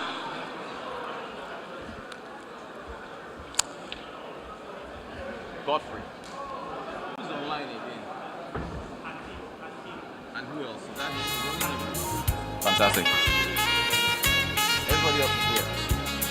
Okay, let me also call up Brenda Fashugba, who's a regional lead, Sub-Saharan Africa Creative Economy British Council. Is Brenda with us? I think she is. Brenda's here, right? So we're... Oh, okay. All right.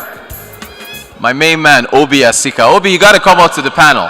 It's your turn. You're up next. Obi Asika, of course, he's the convener of Omniverse. He is also on the Creative Economy panel. And here's Brenda Fashugba. Yeah, there she is coming up right now. You all are very welcome. Hakeem K. Kazim, he's a Hollywood actor. I think he is joining us online. Brenda, you're very welcome. Thanks for joining us. Maigbon Victor Okai, who is the Director General, Directors Guild of Nigeria. He went viral on Twitter not too long ago. You're very welcome, sir. I believe Kenneth Igbomo, of West Africa News Editor for Markets at CNBC Africa. I think Kenneth is online as well. And Sam Onyemelukwe, who is the Senior Vice President of Global Business Development at Trace TV. I think Sam is with us as well. Full house for this panel here on the creative economy. All right. And here's Sam as well. All right.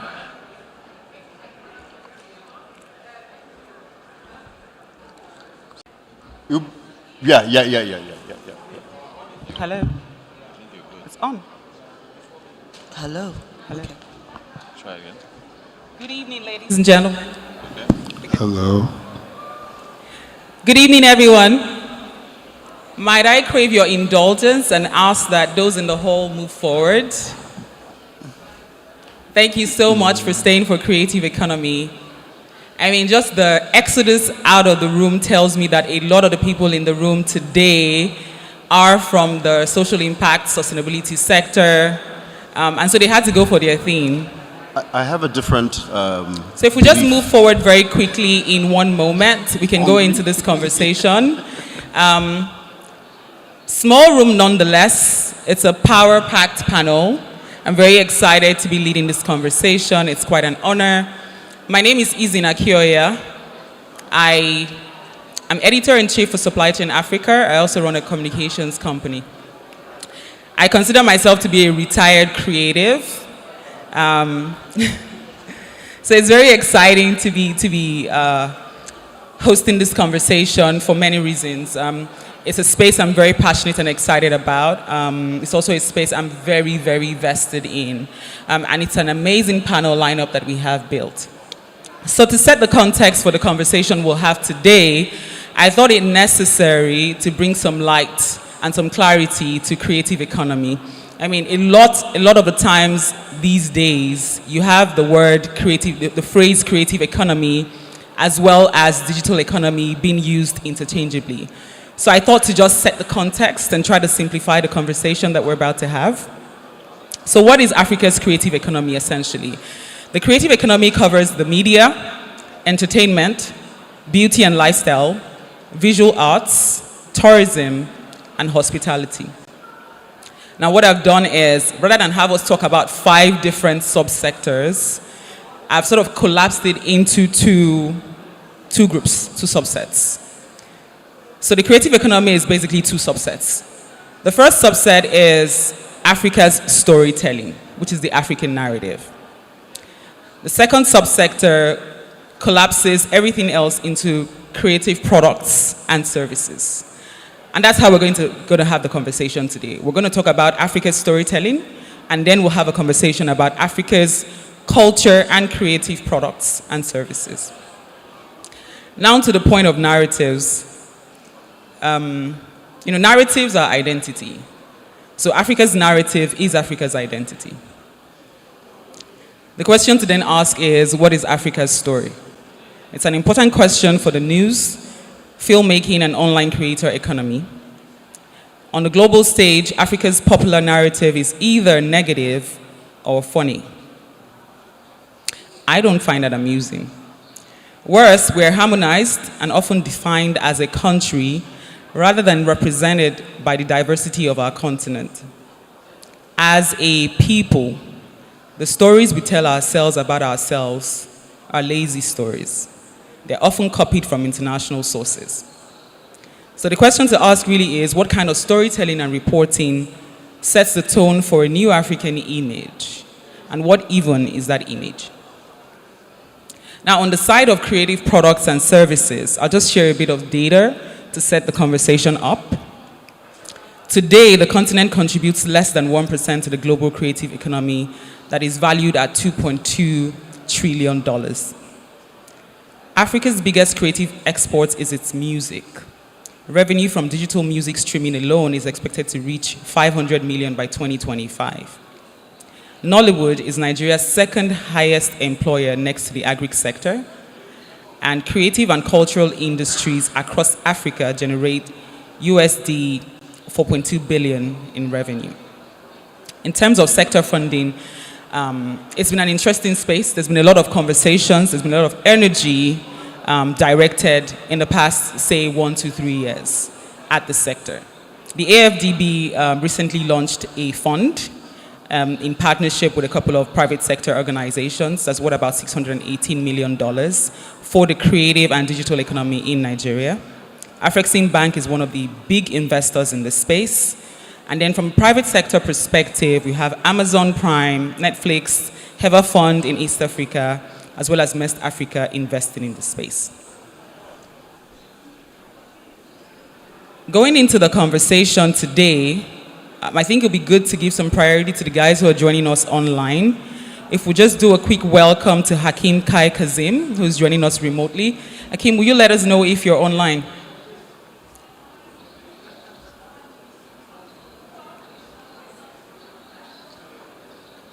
I also understand Kenneth Igbomo, West African News Editor for Market CNBC Africa, is joining us remotely. Kenneth? Okay, in the absence of those, we'll just go straight into the conversation. The first question I have today is a question of news and how news spreads like wildfire. So digital hyperconnectivity means that news spreads even before it's validated. How can digital mediums be leveraged for the African story that needs to be told? Victor Okai, do you mind taking that one? The question again, please. How can digital mediums be leveraged for the African story that needs to be told? Okay. So, the good news and the bad news is that there's a convergence right now of media, which means that everything has basically been reduced to the palm top. And so there's some sort of democratization of the news, of news dissemination. Everyone can literally, generate, let me not say generate, report their own stories.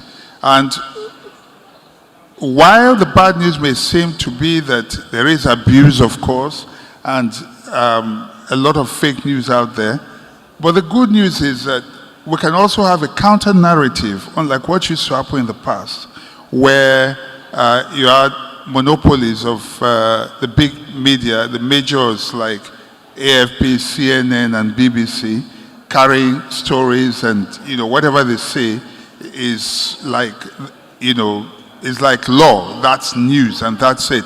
But today we have an opportunity to be able to give a counter narrative. When news comes out that is framed differently from what the actual thing is. And we know what the usual framing is for news about Africa. Poverty, corruption, and all the negative news that is out there. So the advantage we have now is that when news comes out about Africa, from their perspective, we are able to give a counter narrative, and this can go viral as quickly as possible, because the whole world has been reduced to a global village right now thanks to digital technology. Thank you so much for that response. Obi, do you want to share a perspective? I mean, I didn't sort of set this up for you earlier on, but do you want to share a perspective on the kind of storytelling that needs to be coming out of Africa that actually enhances the African narrative? You know, what kind of stories need to be coming out of Africa, and what kind of innovation, what kind of ecosystem will support those types of stories? Thanks. I think it's about being intentional, right? One of the key things we're seeing is that on the continent, I think African countries have failed dramatically at storytelling. They haven't put it at the core and the center of their countries, which is why you have the imbalance in news reporting. So when you talk about being intentional, if you go through political processes, we see in elections that politicians understand communication is important. The minute the election is over, nobody invests in communication. We are from Africa, this is the land of storytellers, but we seem to have forgotten how to tell the story. And that is a big tragedy for us, because it has led to the fact that Africa has been misrepresented for 500 years. So when you complain about how you are perceived, the question is, what are you doing to communicate who you are? What is it?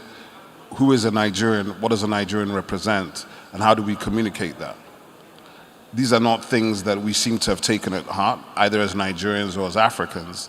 So therefore, there's a massive gap between where we are and where we need to be. If you look at nation branding from many, many countries, you will know from day one the things they put in the heart of their national brand. As a Nigerian, without even having a national brand per se, we know that the energy, the attitude, the personality of the Nigerian is unique. It attracts things and people that are positive. But I do not feel, because I can tell you, speaking from the music industry, Nollywood, all of these industries, when we talk startup in Africa, those are the original startup industries in this country. It's Nollywood, then Afrobeats, then the startup ecosystem that we see today. That's the sequence. And I would say, I'll go so far as to say, the startup ecosystem is fully inspired by the soundtrack from Afrobeats, because that's what made them feel it was possible that they could achieve what they're achieving. But what has not happened is you haven't had strategic investment into the story. So what you will find is, as Victor was hinting at, yes, the device enables us all to respond. And interactive communication is probably the biggest thing that exists now vis-a-vis when you were growing up and news was a one-way relationship. So now the general public has an opinion and they can speak to it, and that citizen reporting is really what goes viral in social media. But to go beyond that as nations, I mean, let me just tell you an example and say what is important. There are literally no biopics, no documentaries, no films made about any Nigerian that has ever lived. Think about that, right? That's like saying for the last 150 years, there were no stories worth telling. Where are the stories out there? There have been millions of stories worth telling, but we haven't invested into the storytelling. And why we haven't invested is a mystery to me, because when you look around the world is shaped by stories.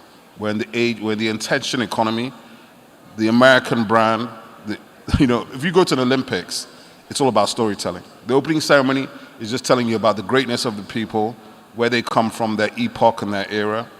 We have to feed back into that, and some of that is even recognizing yourself. So yeah, I'll stop there. Thank you so much, Obi. Obi can go on and on and on. So Brenda, I wanted to just segue to you from some of the thoughts that Obi had shared. What is the role of government? It's sort of a complex question to ask, but I'll ask that question. What is the role of policy, from a government perspective to really engineer the change that we want to see in terms of quality of storytelling, but also the quality of investing in storytelling? This feels like an entrapment question because I'm the British Council. So I'm just going to tell you how we're supporting government, to support policymakers. And I hope that will answer your question. So we've co-funded a tool called the Creative Vibrancy Index for Africa. And the pilot of that tool examined 12 cities out of Africa. And what we found is we've put together like rankings, around the vibrancy of culture, infrastructure, and all of the circumstances, that support culture. And that tool was released earlier in April, I think. And in addition to that, we've also commissioned research with the World Cultural Cities Forum, also around the vibrancy of culture, policy, strategy. And we've also commissioned research for the creative and cultural industries in Africa. And these three pots of work, these three strands of work, are going to be kind of put together and presented to the governments in Africa.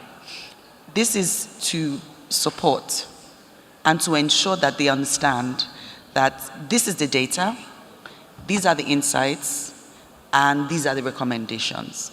That way, we don't sound like we're just talking and it's not backed by facts. So the research, all of this research commissioned for Africa by Africans, it's been done by Africans, and we're hoping that it will make a difference in how government, cultural policy, investment, how it works for the continent in the next 3 to 5 years. So when I look at it from that perspective, there's a lot. There's an infrastructure problem, there's a trade problem, trading across countries in Africa. It's one of the biggest problems we have. The invisible barriers and walls, travel, visa, it's a lot. So when you're talking to a government about creatives, it's a big elephant. You need to be able to bite it, from somewhere. And at the British Council, what we've decided to do is let the data speak. That way it doesn't look like there's an agenda. And that way it feels more organic for them to say, okay, is it vibrancy? Is it infrastructure? Is it context? Is it trade? Then they start to develop a roadmap around interventions that can support. So I'd put it like that, to say that on the continent, we know our issues. We're now positioned for investment, we're prime. We may not have everything we need, but there's a lot of interest in our content, in our cultural stories, in our identity. I mean, a few summers ago, being Nigerian in England was popular because of Wizkid and Burna Boy and Davido. Everybody wanted to be cool with the kids that were Nigerian. So already you can see that, the story is changing. It's changing. However, if we don't have the infrastructure to support it, there's not much we can do. So that's how I'm answering your very diplomatic question. Well, I think you did a good job there. Thanks. So Sam, just going from Brenda, so we've had she sort of shared a perspective on the challenges from a governance perspective, from an infrastructure perspective. But coming to sort of private sector and creator ecosystems, what do you consider to be? I mean, there are a myriad of problems. It's a big elephant. It's multiple subsectors, collapsed into one, creative economy. What else would you consider to be the biggest problem that creatives and the creative economy have to contend with outside of the bit of the work that really lies in the hands of the government to create an enabling environment and ecosystem? Well, so I mean, there's a few levels to it as well. Like you said, it's complex, etc.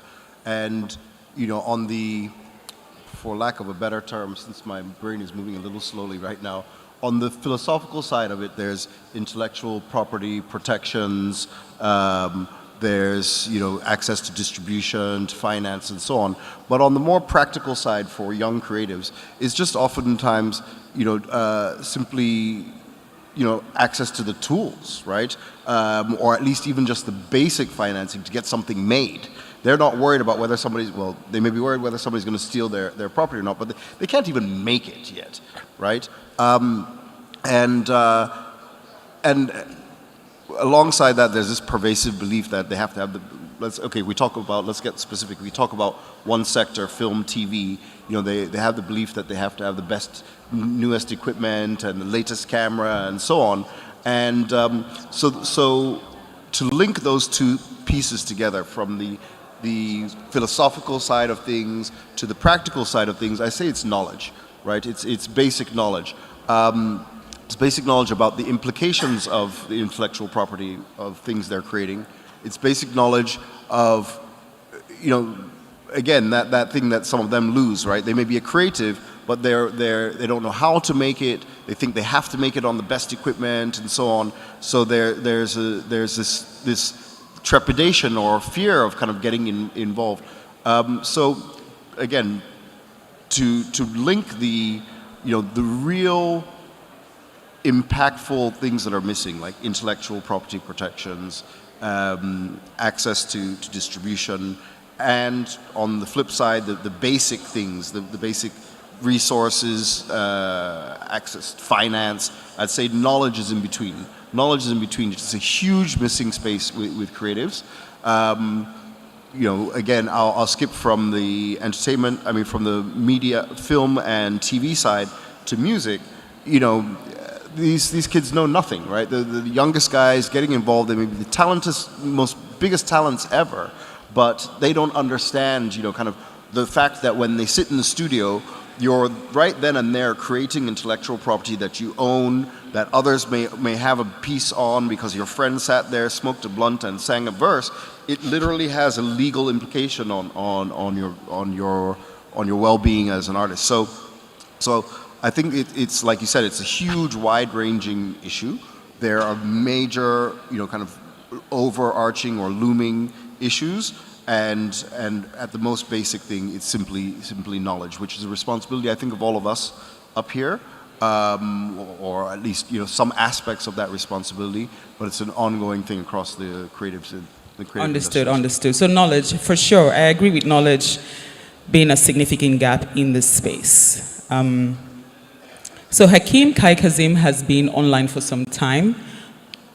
If you'll just say hello, Hakeem, let's know you're there. Wave, hello. Should turn up his volume. Maybe turn up your volume. Sounds like a radio DJ. I heard him. Hakeem. Okay. I'm hoping we get some help in the back end, because I know he's been on call for about an hour or so. But we'll just move on. And then someone can let me know, please. Should he join us? Should we get through to him? So back to you again, Sam. Just taking up from the question of problems and IPs. What is the future of streaming in Africa? How can investors take advantage of the emerging opportunities? What are your thoughts around that?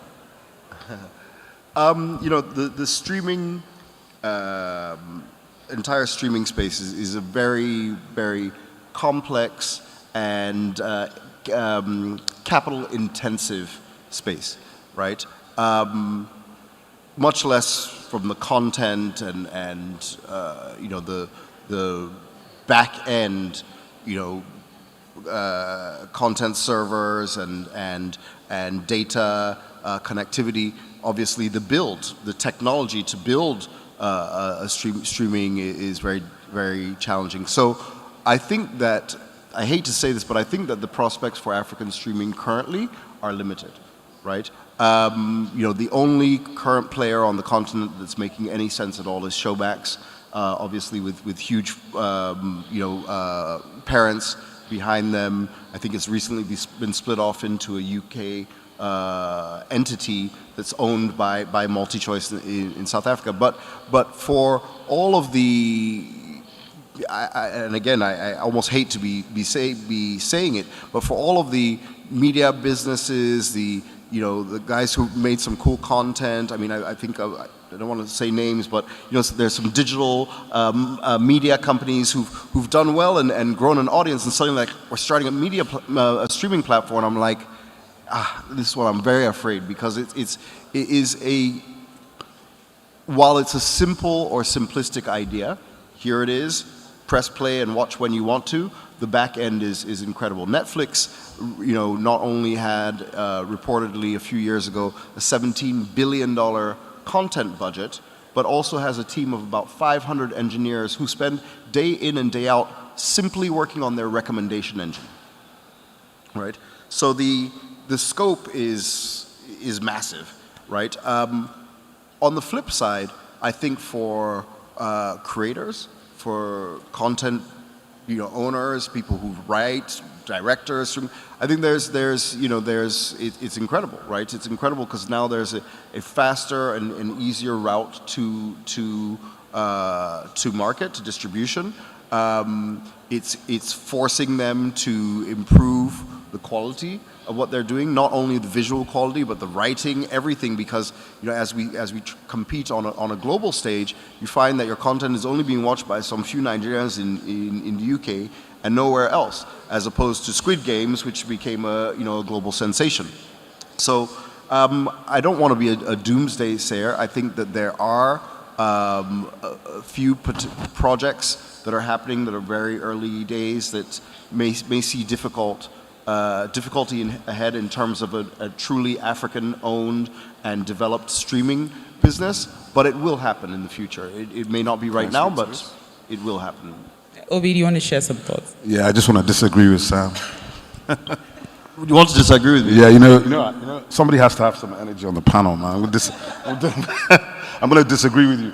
But no, in the sense that, I mean, he's 100% right. Streaming, a lot of people have launched streaming platforms on the continent, and it almost feels like a vanity play, which is what he's saying in a nice way.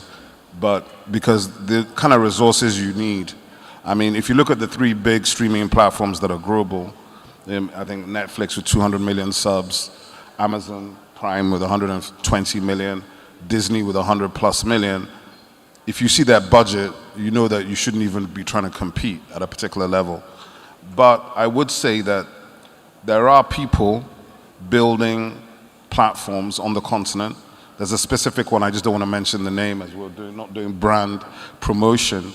But there are local platforms that are offering significant opportunities, alternate opportunities. I think also fast channels are going to be key going forward on the continent. Fast channels are basically free channels that are ad supported. I think that's going to be very important. And then when we talk about streaming, let's also talk about the music side, because obviously you see Spotify and Apple Music everywhere. You see Audio Mac in Nigeria.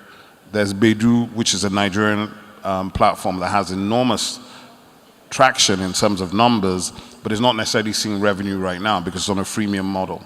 So the thing about these platforms, and I'm a big advocate of the need for more domestic platforms built, owned, and operated by Africans. On this continent right now, everything sits on YouTube or on AWS servers. So big tech dominates everything. Right now, we are creating the content at the tip of the spear, which is pushing through, and we're breaking algorithms worldwide. That's what the music industry is doing. That's why you're seeing stadiums sold out. We've broken the cap. Nollywood is on the same journey to break the algorithm so that you can begin to see Nollywood movies in box office worldwide and on domestic television in 200 countries, not just on the streamers, right? So I think if I'm looking at it from the perspective of visual content, we want to get beyond the streamers. We want to get to television. That's where the money is. And we need to fix domestic television in Nigeria as well. If I'm looking at it from the music side, what everybody's looking for is more platforms and more distribution and more access. So really, that's still something that could happen in terms of curation and AI. It's going to change a lot of things in terms of people who are coming up with new, because if you think about it, 20 years ago, whatever, I used to DJ. The DJ determines what you listen to, right? The DJ determines what you listen to.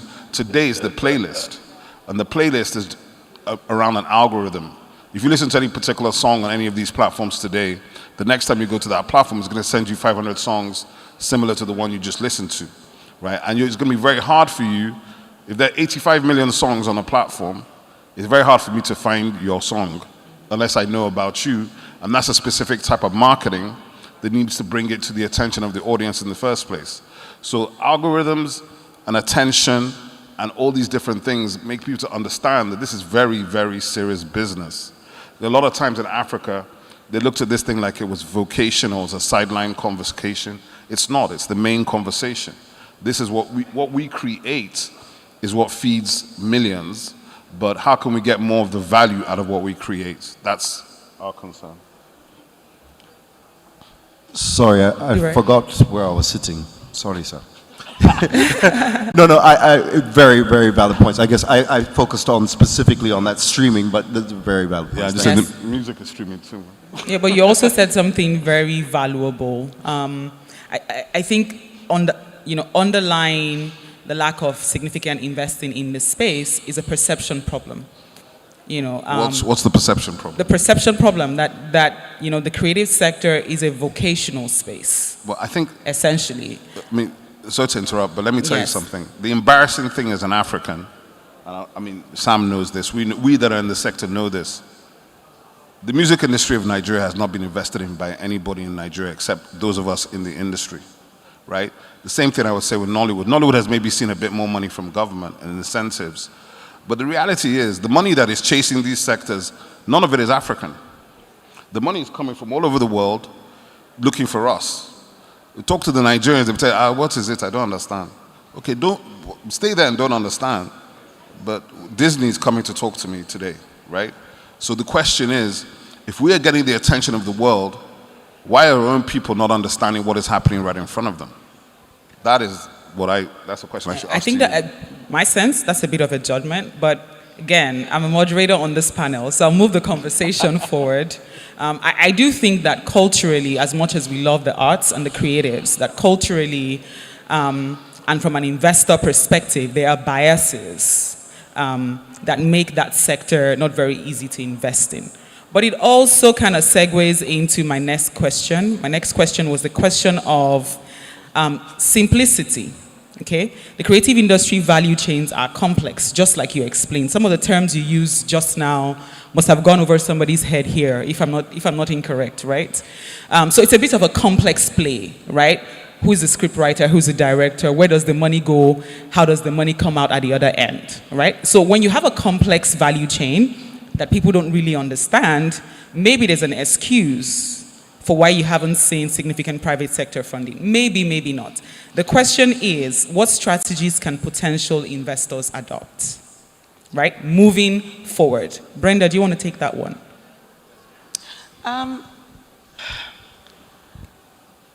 Every industry has a supply chain, a value chain.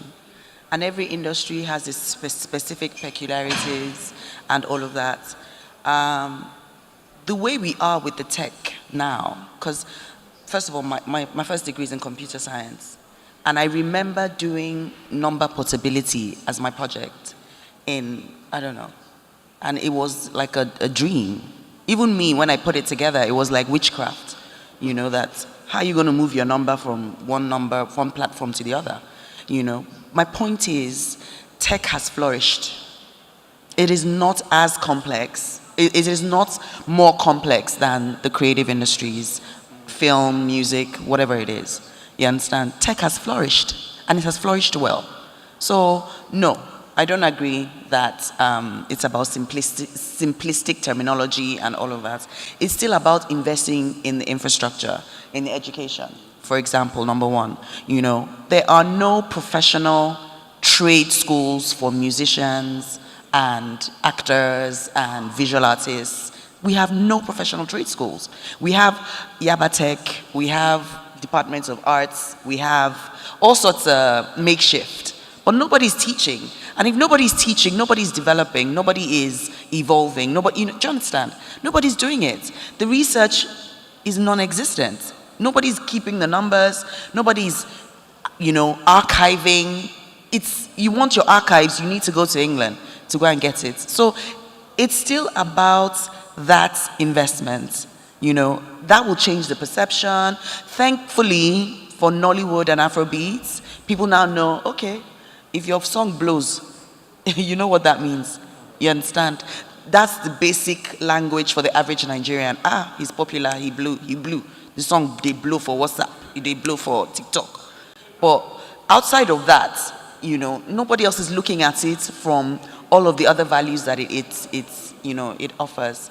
And if I was going to go back to your question, which was, you need to say it again. What strategies can potential investors adopt? Exactly. So first of all, investors also need to invest in research. That's the only way you'll know, you know, where the gap is and what you need to do to fill it.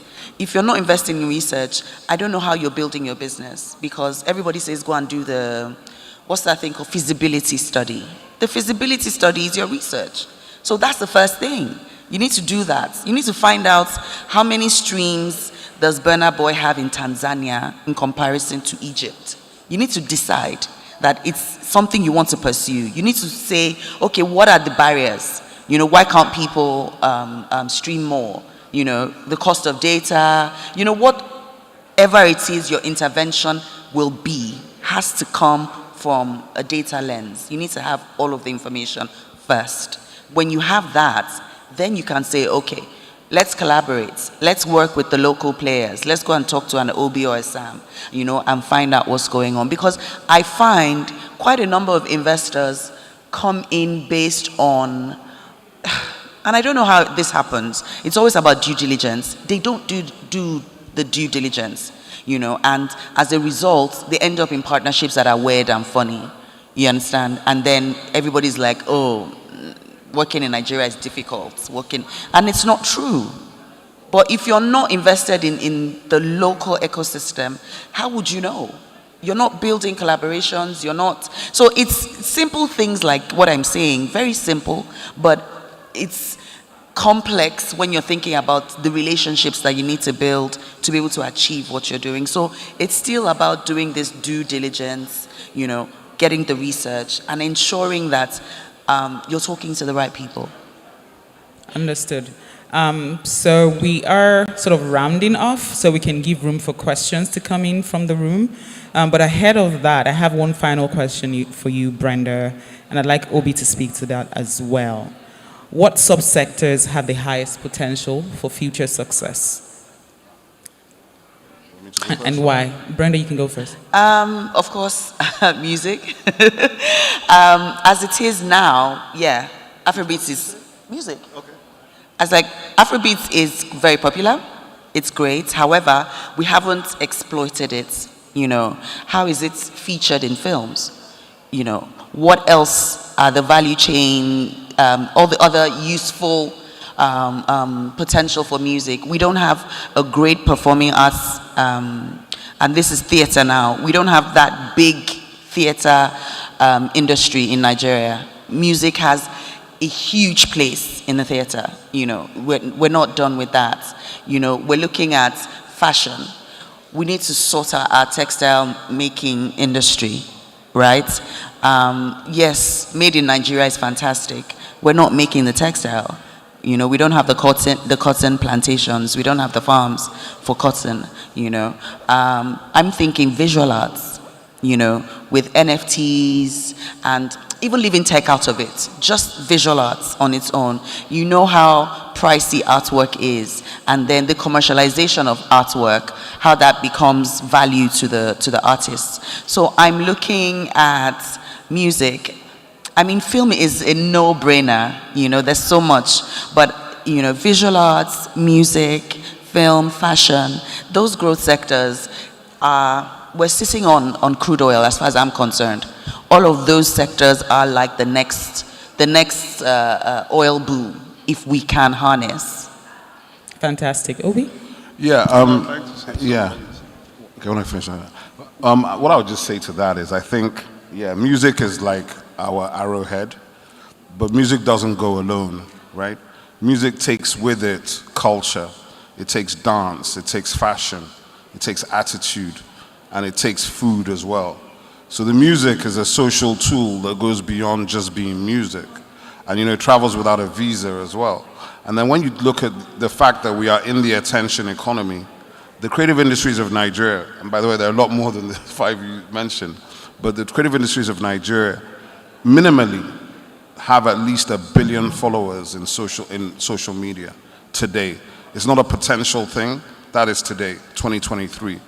The gap is that places like Aba, area markets, which have the capacity to make the product to back that soft power, are disconnected. So in our country, we have disconnected markets, right?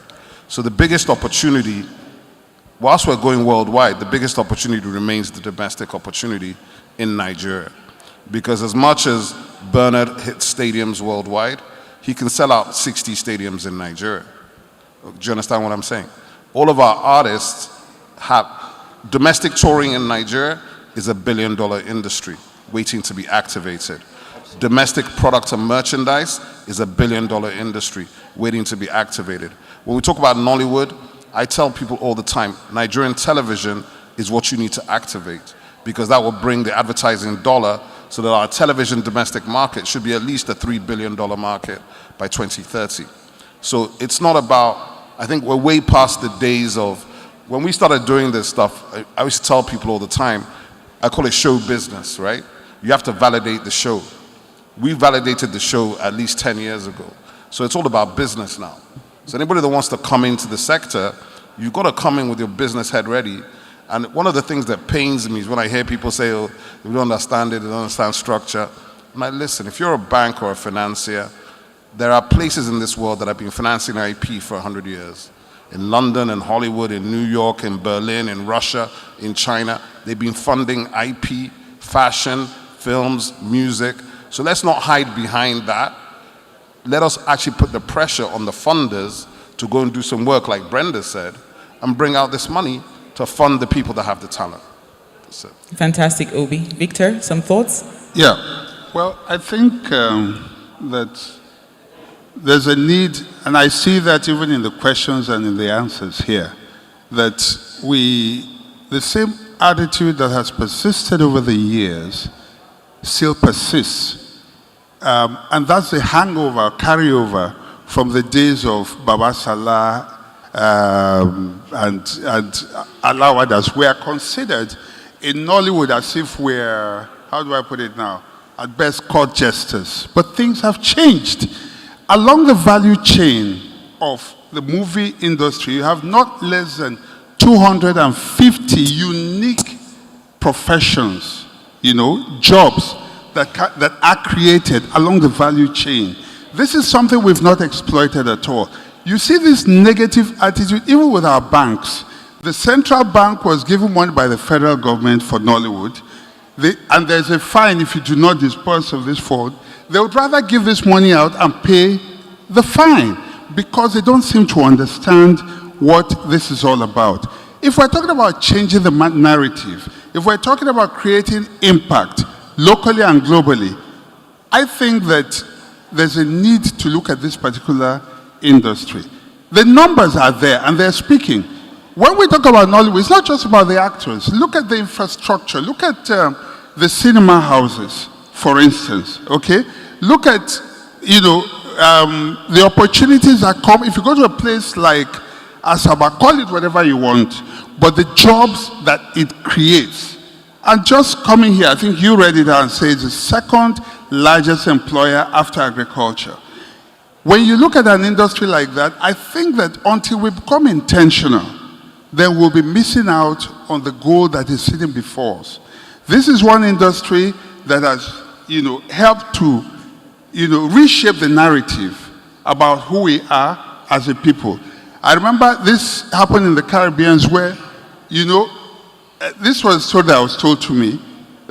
Someone, who visited, he said, someone in the Caribbean just looked at it, and said, you don't know what you guys have done for us. I mean, they literally feed off knowledge. He said, until now, we had always, the representation of us as black people has always been from the West, and is always in a subservient position. But for the first time, we started seeing black people empowered. Black people living in big houses as ogas and as all that. And this is something that has happened it's not just there, but across Africa. It has liberated so many. The same way Hollywood impacted us here, Nollywood has also, for me, is consciously unconscious, is a tool for neo-colonization right now, and cultural neo-colonization. How do I mean? You go to a place like, it could be Kenya or wherever, their fashion is being, shaped by Nollywood. They stop and tell their tailors, I want that, okay? You go and you hear Igwe, pidgin English. I'm on the what do you call it now? Oscars selection panel for Nigeria here. And we succeeded in making pidgin English recognized now as an official language for the Oscars. Okay? Now, these are the things that we're beginning to shape. We don't seem to recognize and know what we have. Even the government does not. Which is why, if there's any sector, I mean, there's a Burna Boy, but I can tell you something. He is one individual. And so whatever money he makes is he and his bandmen. It doesn't trickle down. It doesn't create employment. The money he makes, I'll tell you, these boys would rather put their money out there. And guess what's happening right now? All the, what do you call them now? Collections. What do you call the other name for collection societies? No. Collecting societies, they are taking these people. Revenue that should come to Nigeria now, all these rights are going to all those places. We're losing, literally millions of dollars right now because of the unintentionality of our government and the very attitude of most of us as a people. Because we've looked down on this industry, we're still looking at Nollywood as Babasala, we're still looking at it as Aluwe. It is unfortunate. Until we rise up and smell the coffee, we will continue to miss out on what the opportunities are. Fantastic, Victor. So we'll try one last time to get Hakeem to share some thoughts. Hakeem and Ken, if you're online still, please say hello. Okay. Unfortunately not. Okay, so last thoughts from you, Sam, and then we'll end with Brenda.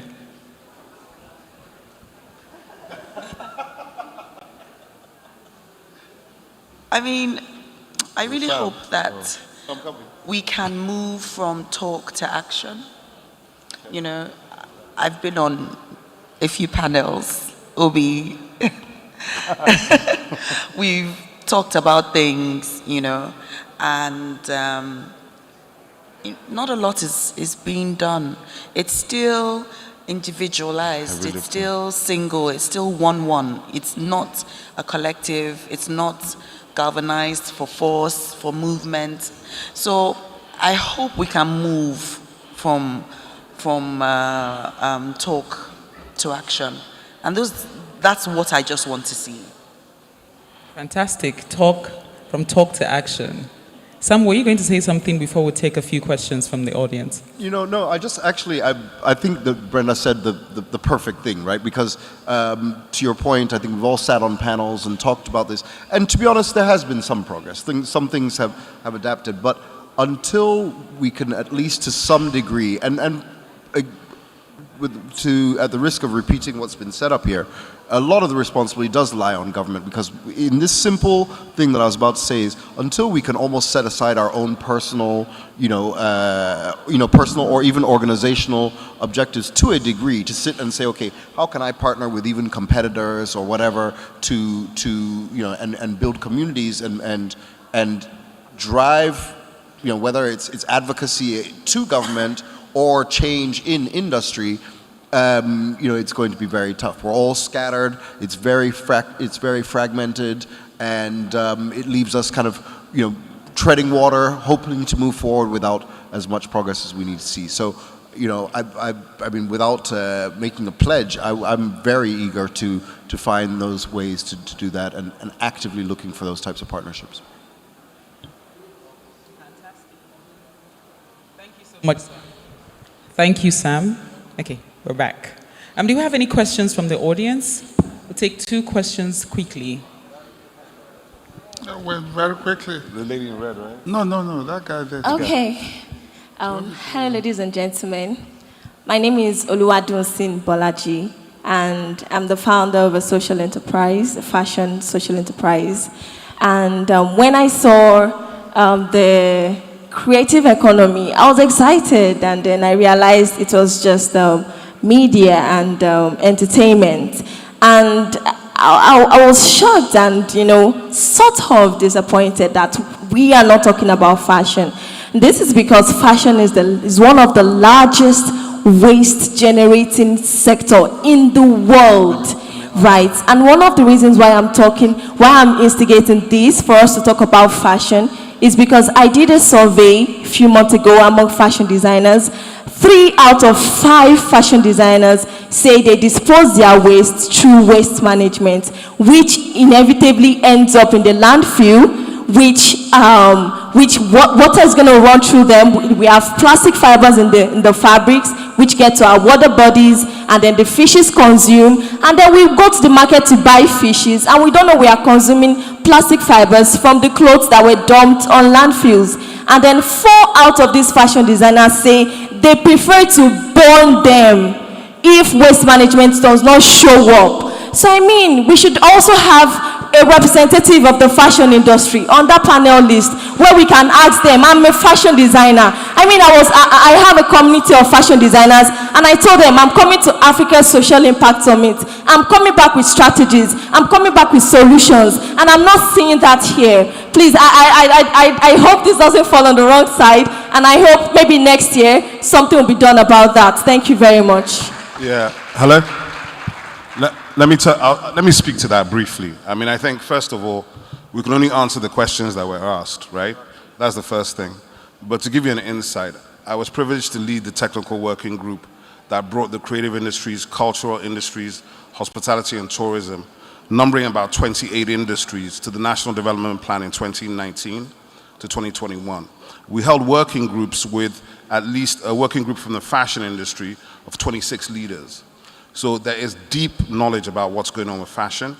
I would even go so far as to say that the fashion industry is the single biggest arm of the creative industries in Nigeria today. So congratulations to you. I think fashion, the issue in fashion goes beyond what you're talking about, where you're talking about the sort of climate aspect of it and the waste side. The real issue with fashion that we were seeing is the disconnection in markets, right? So people are not engaging contract manufacturing on the right level. They're not getting finishing at the right level to get their product into retail. Retail is not fully developed. Do you understand? So when people talk, that's why when I was saying earlier, when people say to Nollywood filmmakers, oh, you're not structured, or to the music industry, you're not structured, it's not them that are not structured. Nigeria is not structured. Okay, you don't have the built infrastructure. If you existed in a different country doing this business, you could go into a manufacturer who do the contract manufacturing for you, outsource the whole thing, position it into retail stores. But here in Nigeria, you better find your logistics partner, you're gonna have to find your retail partner. So everybody who's a startup in these sectors in Nigeria has my utmost respect because we know what's involved. So, I mean, next time maybe they'll have to put a fashion person specifically on the panel. I just wanted to let you know you have representation, we're aware of the issues. Sorry, just briefly. Okay, briefly. fantastic. Very briefly, yes. Can Brenda? Yeah. Can Brenda go and then Victor? Okay. So, you're talking about sustainable fashion. Yeah. Oluwadunsi. Sustainable fashion. Hold Brenda. And it's a practice that we used to have as a country. Unfortunately, we don't manufacture textile anymore. And I think that with the dearth of the textile industry, a lot of practice also died. And I'm going to tell you what we do, for fashion. Fashion is a big part of what we do in British Council for our creative economy work. And we've started our sustainable fashion program in Kenya, and we've scaled it to Ethiopia. Hopefully in the next 2 years, we'll be scaling into West Africa. And what we're focused on is slow fashion. But, slow fashion, the opposite of fast fashion, which, first of all, there's a consumer challenge which we can't solve as players in the industry. There's a consumerism, a fast-paced consumerism That is why you have so many people making clothes, because people want to wear them. So there's a conversation that needs to be had from a sustainability, waste management, control place, where there's an appeal to the minds of people around how to use their clothes, wear their clothes, dispose of their clothes. That's a public good conversation that needs to be had, probably maybe by arms of government to start, but also by a lot of the organizations here today. You understand? A lot of us sitting on this table are business people in the art sector who can't really speak to, but can have a sustainability strand in the work that they do. So as British Council, a lot of the work we do in fashion is around slow fashion, is around sustainable practice, it's around kind of helping heritage fashion practices come back, not to lose them, you know. And around all of that, you still have to remember that the designer must make a profit, must have a business. So in this, I want to charge you to take some responsibility around getting a collective of fashion designers to mainstream sustainability into what they do. You might take a hit on your bottom line to do some good, but there are materials you can decide you don't want to work with anymore, or you want to recycle clothing in a way that people will still find attractive. So these are some of the things we do. We give quite a number of grants to sustainable practice, to climate change. We do a lot of work in our heritage sector around that. But like I said, this particular panel was around the creative economy, the economy of creative economy. You know, so we may not be able to give you those solutions, but I imagine that there are a few people that have stands in this space that are doing a lot of work in sustainability, and you know, you should reach out to them. Thank you, Brenda. And Victor? Yeah. So, Brenda has a lot of justice to the question there, but I think one aspect that I think that the fashion, and by the way, fashion also fits into Nollywood as well, is part of our value chain. But one aspect that, the head of the American consulate here, the US consulate here, did speak to it. AGOA is still valid, the African Growth Opportunity Act. It is mainly geared towards fashion. You can get your clothes out here, send them to the US, no import duties, especially now that dollar is worth its weight in gold, so to say. I think that this is one area, and with the African Continental Free Trade Area Agreement, that our people in fashion should begin to take advantage of. AGOA is still on. This is the time to organize even better, take advantage of it, and if you like, get someone out there, put whatever if you like, form cooperatives, and have people who will be uptakers up there. Nollywood will help you drive your brand, because we are selling fashion through our movies. You know, there's a collaboration. We all work together, and then see how you can begin to send these things out there and make the necessary foreign exchange that hopefully will help us back in this economy at this time. Thank you so much, Victor. One more question from the audience. Thank you very much. The panel, you have spoken and spoken well. You said that the last time you remember when you spoke, and now you are speaking again. Please do not get tired of speaking. We will keep speaking until action is done. And then I want to suggest that the same way you have asked this lady to take responsibility, we as leaders must take responsibilities as well. Let me introduce myself. I am Kayode Olushokwe. I am from Terra Academy for the Arts. It's a school that teaches young people between 16 and 35 creative skills for theater and movie production. And I'm excited that today we have over 7,000 youths that have been trained between last year and now in different creative skills. the creative industry in Nigeria, especially the theater and film industry, is about to witness a boom and a revolution that has never happened before. The Nigerian youths are really, really excited about the opportunity, and they are taking it up. Now, where the challenge is this. I am training these young people, but where are the theaters for them to perform? Where are the, like you mentioned, the structures? And I am calling on all industry leaders, please, can we just forget a little bit about our personal and organizational goals and come together and speak to Aso Rock? Aso Rock says it is our time, right? This is our time in the creative sector. This is our time to drive the agenda. This is our time to tell the government that please, from Lagos to Kano, from Kano to Maiduguri, from Maiduguri to Port Harcourt, can we set up theaters for young people? This is an industry that you don't need too much capital.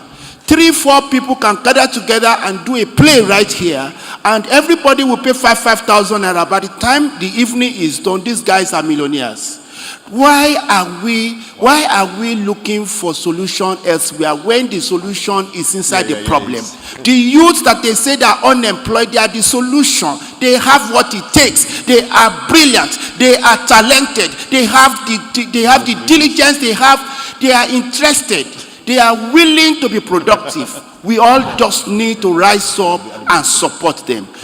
This is a call to industry leaders, the ones that I'm seeing sitting in front of us here. Can we work together? We as Terra Culture, we as Terra Academy for the Arts are willing to support anyone who is willing to make the move. It is time we make position papers and send it to Aso Rock and tell Nigeria that it is time to let the Nigerian youth breathe. It is time to let the Nigerian youth, let the talent that is hidden, that is latent, speak to the world. When the music industry decided to do that, see, we are enjoying the benefit today. It is time to do the same in theater and movies. Thank you very much. I love what was passion. the question? Sorry, no, I'm joking. I'm joking. You need to change your profession, man. I think you should be on the pulpit. The thing about what you're saying is something that I say a lot of times. You know, people, I'm sure earlier today they talked about oil and gas and all these other wonderful things and the natural resources of Nigeria. But I think it's important that people understand the most important resource Nigeria has is the Nigerians, okay? And if you invest in the Nigerians, the return is exponential. What we are seeing and what we're talking about, when you talk about the creative economy or the innovation sector, we're talking about the IP created by Nigerians. That IP is worth billions of dollars. The basic issue is for our own people, our own governments, our own businesses, our own banks to acknowledge that, see that, and back that. The only thing I was going to say about your point about theaters is we don't need more theaters, we need more venues, because venues are multi-purpose. So that venue can have plays, it can have concerts, it can have live comedy shows, variety performance. And when you begin to do that and you build an ecosystem where a venue is doing 6 days, 7 days a week, 350 days, a million events a quarter, you'll begin to understand what the live entertainment circuit looks like. Because live entertainment includes sports, it includes wrestling, boxing, and everybody on stage to go to Aso Rock. Thank you so much, Obi. I think it's been a really, really fantastic conversation. I mean, when I set the context for this conversation, I introduced myself as a retired creative. I wonder why. And that was because, you know, I want to believe I'm truly retired. But I said that because just a few years ago, I was making fashion in Nigeria. So I understand this. And this is such an important conversation to have, such an important panel as well. I'm glad and I'm thankful to the panel as well for the conversation that we've had today. By way of recap, we kind of identified some of the big challenges. I'll just recap them. Disconnected markets across Africa. I mean, the Africa Continental Free Trade Agreement is a big deal. If it can even deliver even 30-40% of what it aims to deliver, we can really begin to see significant commerce and significant economics in the markets across Africa. Lack of investor due diligence, Brenda really emphasized how important it was to work with the data and put perceptions and old perceptions aside. Fourthly, creator knowledge. This is so significant. I would say that the first year of setting up a manufacturing business in Nigeria was an experimental year, but was a year where I realized that I had a knowledge gap. You know, it does seem like business knowledge, business development knowledge, business management knowledge is a significant bit of creator knowledge that is missing in the ecosystem. Our markets are fragmented, our businesses are fragmented. I'm of the school of thought that for subsectors such as fashion, that the era of the solo founder is over, and that really fashion designers, fashion makers need to be coming into collectives, co-founding, contributing their assets, contributing their time to really build businesses that can scale. There is a minimum viable quantity of clothes that a fashion business needs to make for that business to stay afloat. I have deliberately stayed away from fashion in this conversation because I really was not going to make this panel about fashion. So it's really interesting that someone picked that up and wanted to have that conversation. But essentially, one of the biggest things coming out for me in the sector is that the concept of collectives needs to be driven through the entire ecosystem. Solo founding, solo ventures, solo artists will not scale significantly. If you look at models all around the world, and even models in Africa that have done well, those founders have thrived in a collective. So I would like to see more collectives emerge, collectives of founders, collectives of communities, collectives of business professionals that are interested in working together, combining assets, combining human power to move the creative economy in Africa forward. On that note, thank you so much to the panel, and thank you to the audience as well. The pictures.